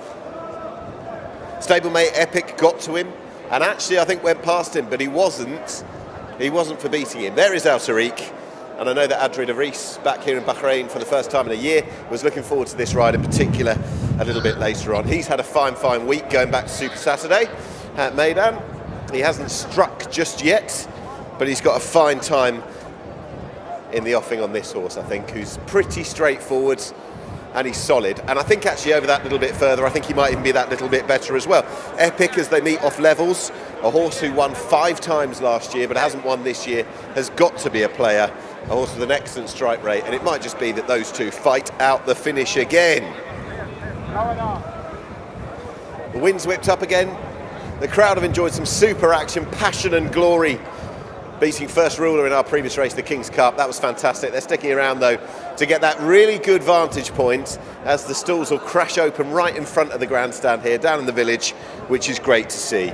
Others to mention: Battle of Talas, who was 4th in the race won by Al Tariq. I half fancied that over the distance he might be a player. It wasn't to be. Seemed to be struggling at the top of the home straight. There's Sinjar, looking for a first win of the season. Was behind Black Shadow over shorter here last time. Horatio has got quite a bit to find, horse 6. Wouldn't look the likeliest winner necessarily on paper. He is trained by the right man today. Tariq did manage a win last season. 4th here last time when in behind Safwa. That was just a week ago. A Manama Girl, I ought to mention. 3rd here to Al Tariq last time. I thought she ran well. She was no match to the front two, but it didn't necessarily matter because I think she's still shaped with promise going forwards. She's got work to do to get the better of the front two today, but I think she'll be a player. She landed a 4-timer last year, including the Bahrain Oaks and the Al Rafa Cup on this very card last year. And exactly a year to the day, she looks to get back into the winners' enclosure. It'll be tough to down the front two if they're on form, but we shall just see. If we've got the full complement, Bint Al Jazeera, the filly there, she belongs to the lineup. She won last week over 2,000 metres from Black Shadow and Amouage, form which has been tested earlier in the day, not necessarily enhanced, but she's on the improve. She'll need to find more, and the extra distance against good staying horses requires more, but she is on the improve. It is breezy, and that's putting it lightly. There is 9, Bint Al Jazeera. Plenty of people still sticking around. They've enjoyed 7 of the best. 1 to come, and that is the staying race, the His Majesty King Hamad bin Isa Al Khalifa Cup, Kingdom of Bahrain, the local Grade 1, over 2,400 metres. And 3 weeks ago, Al Tariq beat Epic a very, very narrow margin. That's the key form line going into this. Of that, you can have absolutely no question. There's Epic just sweeping past. Next up, working our way around the runners. Manama Girl, I hope she runs well. She was a bit of a star last year. As mentioned, she landed a 4-timer, which culminated in success on this very day. 1 or 2 of them getting a bit warm. It's cooled down. It's nowhere near as hot as it was, of course. We're getting later on into the afternoon. The wind's up. It's quite a cooling breeze as they run at them. But 1 or 2 of them, I think it was Battle of Talas, horse 3, getting a bit warm.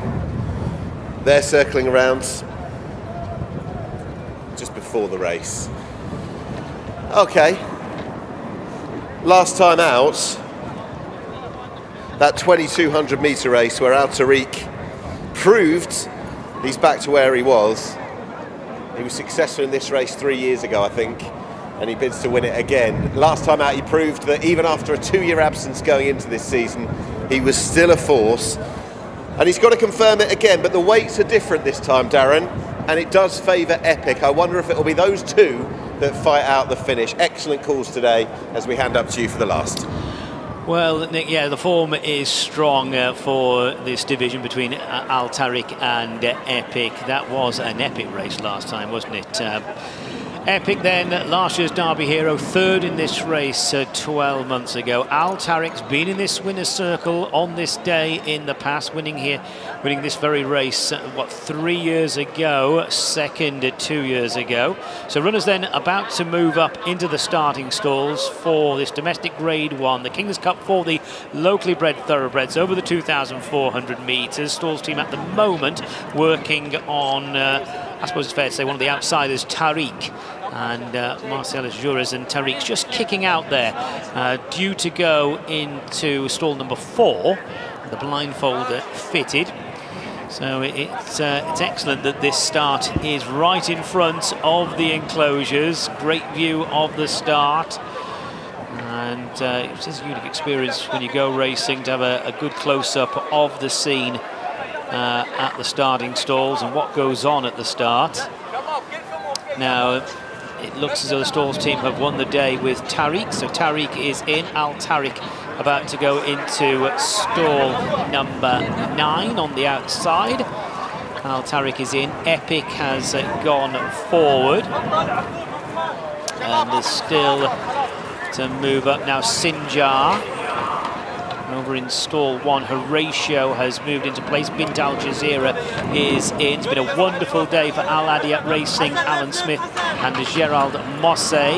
Battle of Talas getting warmed down at the start, representing this team. And the last year's Oaks heroine Manama Girl is still to go forward. Battle of Talas goes in with a blindfold. Manama Girl to go in. This is the King's Cup for the locally bred thoroughbreds, 2,400 metres. They're all in. And they're racing.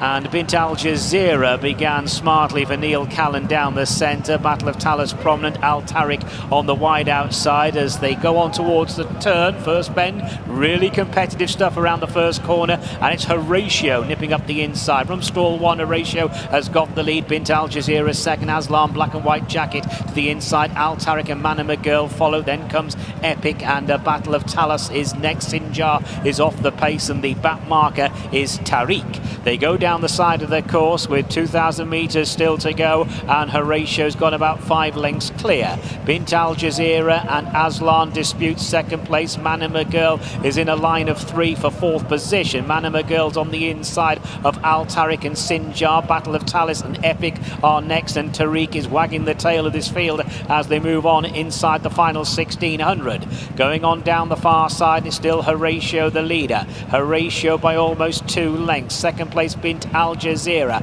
half a length to Aslan on the inside, about a length to Sinjar, who just shades Al Tariq, half a length then to Manama Girl, who's 3 parts of a length up on Battle of Talus. Then comes Epic, and the back marker is Tariq. They may have slowed things down a fraction as they enter the back straight. They continue their run down the far side inside the last 1,200, and it is Horatio the leader. In second place Bint Al Jazeera, then Manama Girl, Al Tariq, Sinjar in the grey jacket. Noseband is widest of all as they move towards the end of the back straight, and it's here that Bint Al Jazeera claims the advantage from Al Tariq, Sinjar, Manama Girl. Epic in the green and blue is on the move. Battle of Talus within striking distance. Tariq is next. Aslan has lost ground, and Horatio is now right at the back as they approach the final bend, entering the final 600, and it's Bint Al Jazeera in front, but Al Tariq steps forward and it's half a length down. Manama Girl is next. Epic is just in behind, and then Sinjar to the right.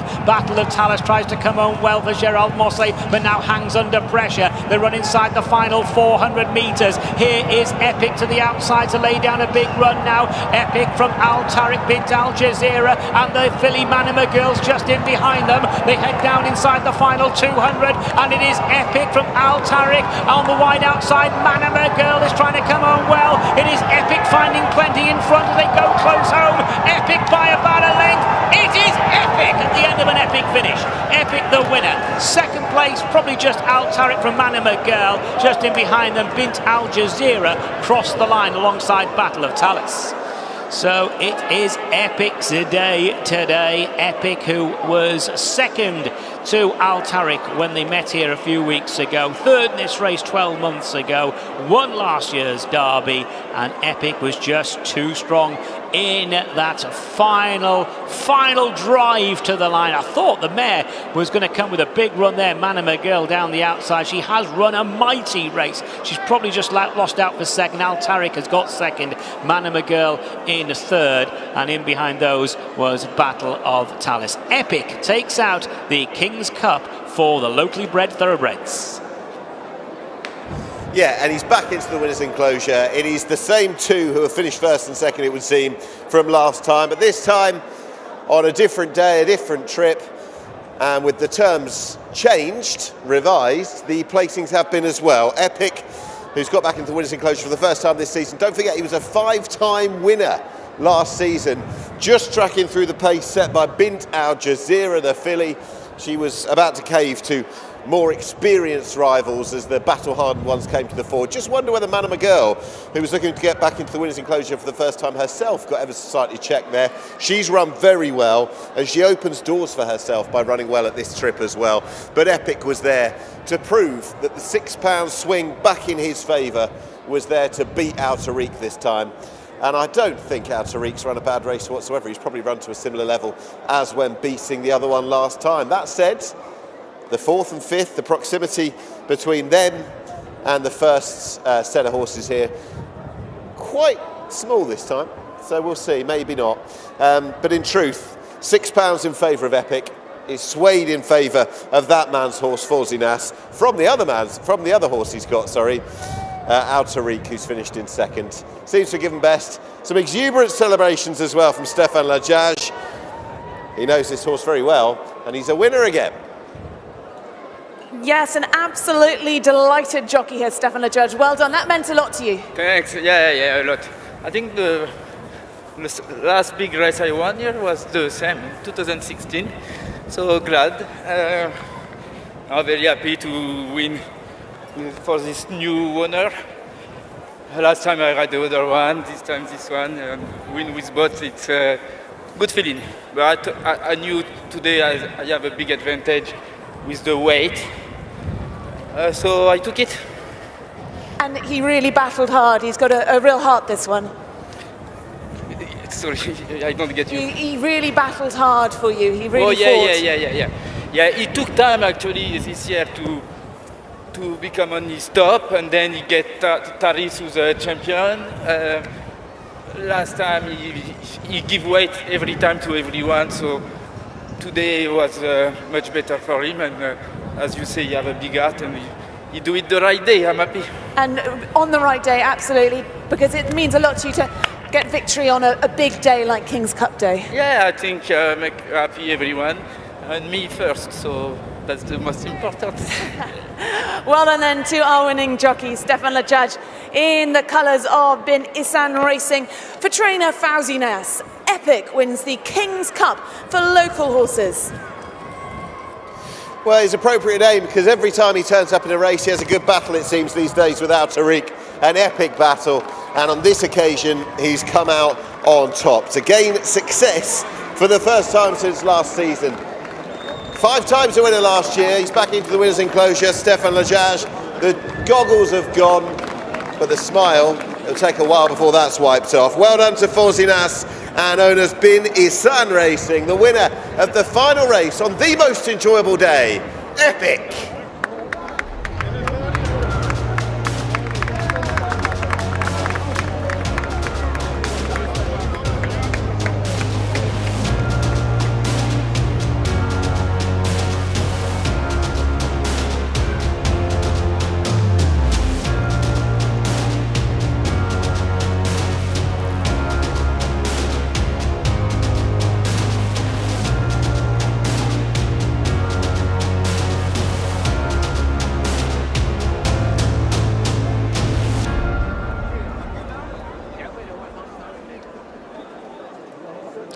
The result of the 8th final race of the day. It's a domestic Grade 1, the King's Cup for the locally bred thoroughbreds. The result: first, number 4, Epic; second, number 1, Al Tariq; third, number 8, Manama Girl; fourth, number 3, Battle of Talus; and fifth, number 9, Bint Al Jazeera. The distances are 1 1/4 lengths and ahead, 1 1/4 lengths and ahead, and the official time of the winning horse, 2 minutes 34.08. 2 minutes 34.08.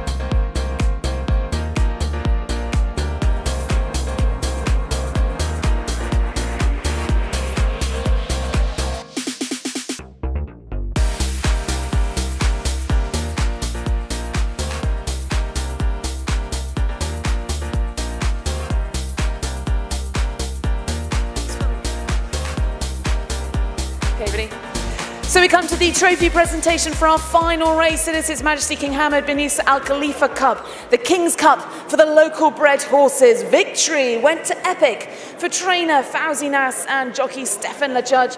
They're receiving the trophy from His Highness Sheikh Ali bin Isa bin Salman Al Khalifa, Minister of Royal Court Affairs. So well done to connections of Epic, Fawzi Nas, his son Abdullah Nas and jockey Stefan Lajudge. Epic wins the 2023 King's Cup for local bred horses.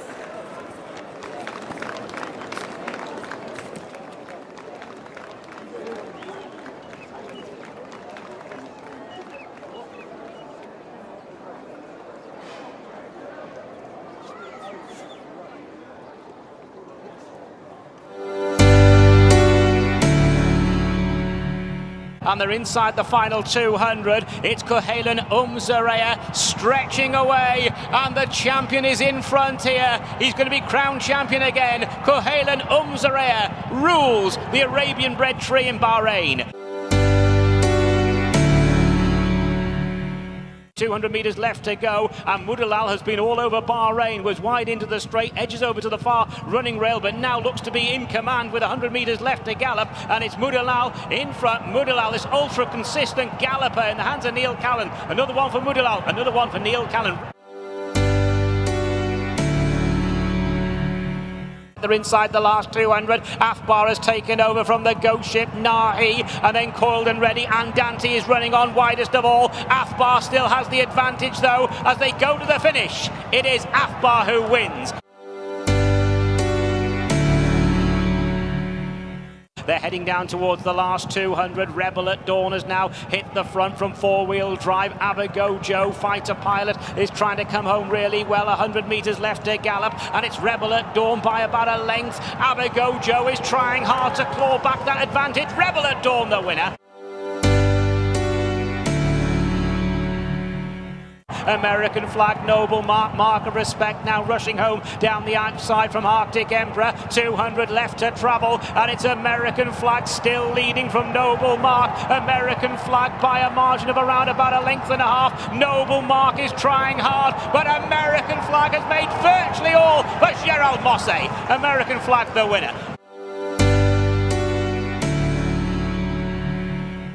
200 left to go. It's Byline from Ecosystem. A few lengths on then to Deep Intrigue. Well inside the final 100 then. And Byline and Gerald Mosse in front by about a length. It's their day today. Alan Smith, Aliadia Racing and Gerald Mosse. Byline rules the roost. And it's the Godolphin pair now inside the last 200. Passion and Glory versus First Ruler. Passion and Glory at the moment holding the upper hand. Edges over to the far running rail. Daddy Tudhope and Passion and Glory from First Ruler. Godolphin 1-2. They head down inside the final 200, and it is Epic from Al Tariq on the wide outside. Manama Girl is trying to come home well. It is Epic finding plenty in front as they go close home. Epic by about a length. It is Epic at the end of an epic finish.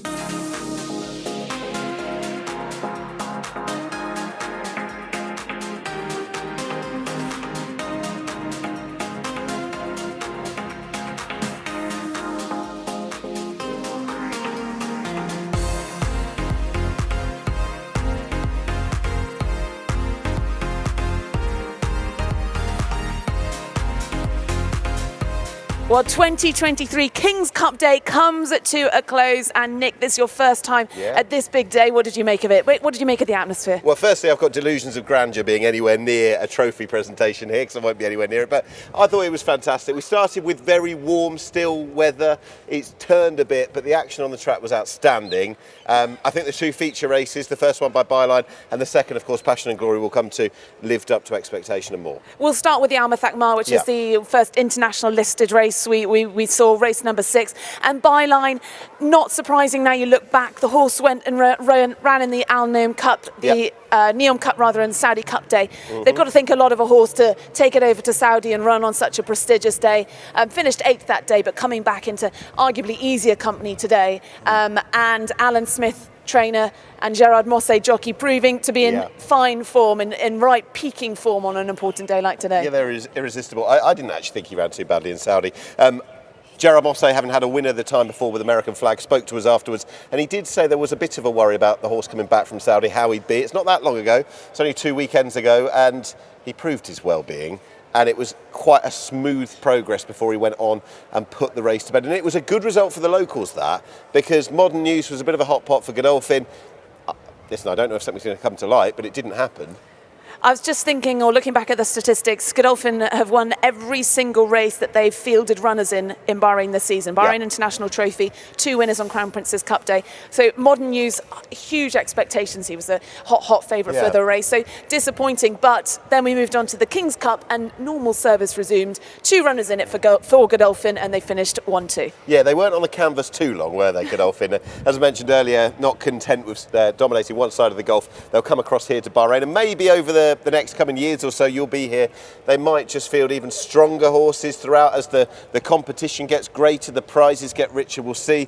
And it was a handing over from Dubai Future beating Passion and Glory in November. Passion and Glory stepping out in the absence of Dubai Future and beating First Ruler, who I thought ran really well. I did think they came together a little bit, but actually on second view, on the head-on, it didn't prove to be. Passion and Glory, for whatever reason, doesn't seem to love Maidan, but he loves it here. An excellent second in November and a brilliant win here now. Saib bin Saror, I think he's conquered Bahrain, hasn't he? I think he certainly has. I think Godolphin certainly have as well. A nice win for Danny Tutto, because it was an interesting story. He missed out on riding Lord Glitters 2 years ago when Lord Glitters came and won the Bahrain International Trophy. Danny Tutto was injured that day, so Jason Watson took the ride. Last year, like this season, Danny Tutto wins the Bahrain International Trophy, and he proves that he really does like this track. He's got an amazing strike rate and 2 big wins for him, and 2 big wins for his CV as well. Yeah, he's spending time in the Gulf region as well, basing his winter in Maidan, doing particularly well there. And what is it, 2 from 2 here this season, taking out 2 of the biggest prizes you can do. I think he'll be happy to come back, won't he? And let's not forget, just to reflect on some of the other races, because there's the Crown Princess Cup for Arabians, the Crown Princess Cup for local breds, and some other good competitive races. And no surprise, I suppose, or surprise to not see Fauzi Nas winning one of the big races, but he did actually have a treble on the day, including the Arabian and the local train King's Cup as well. Zoraya. No surprise there. That was an uncompetitive race, but Epic beating Al Tariq at the end to find 1-2, and that form from last time standing up, £6 in favour of Epic. And the form reversed. There we go. Well, look, it's been fantastic having you alongside me, Nick. I hope you've enjoyed your time here, because we're really coming up to the end of the season. Just one more week here in Bahrain, but that is the final real big international race day. Thank you for joining us all season. I hope to be back in November when we get our 5th edition of the Bahrain International Trophy. That'd be Group 3. That'd be mid-November. But from Nick and I, we are signing off here for King's Cup 2023.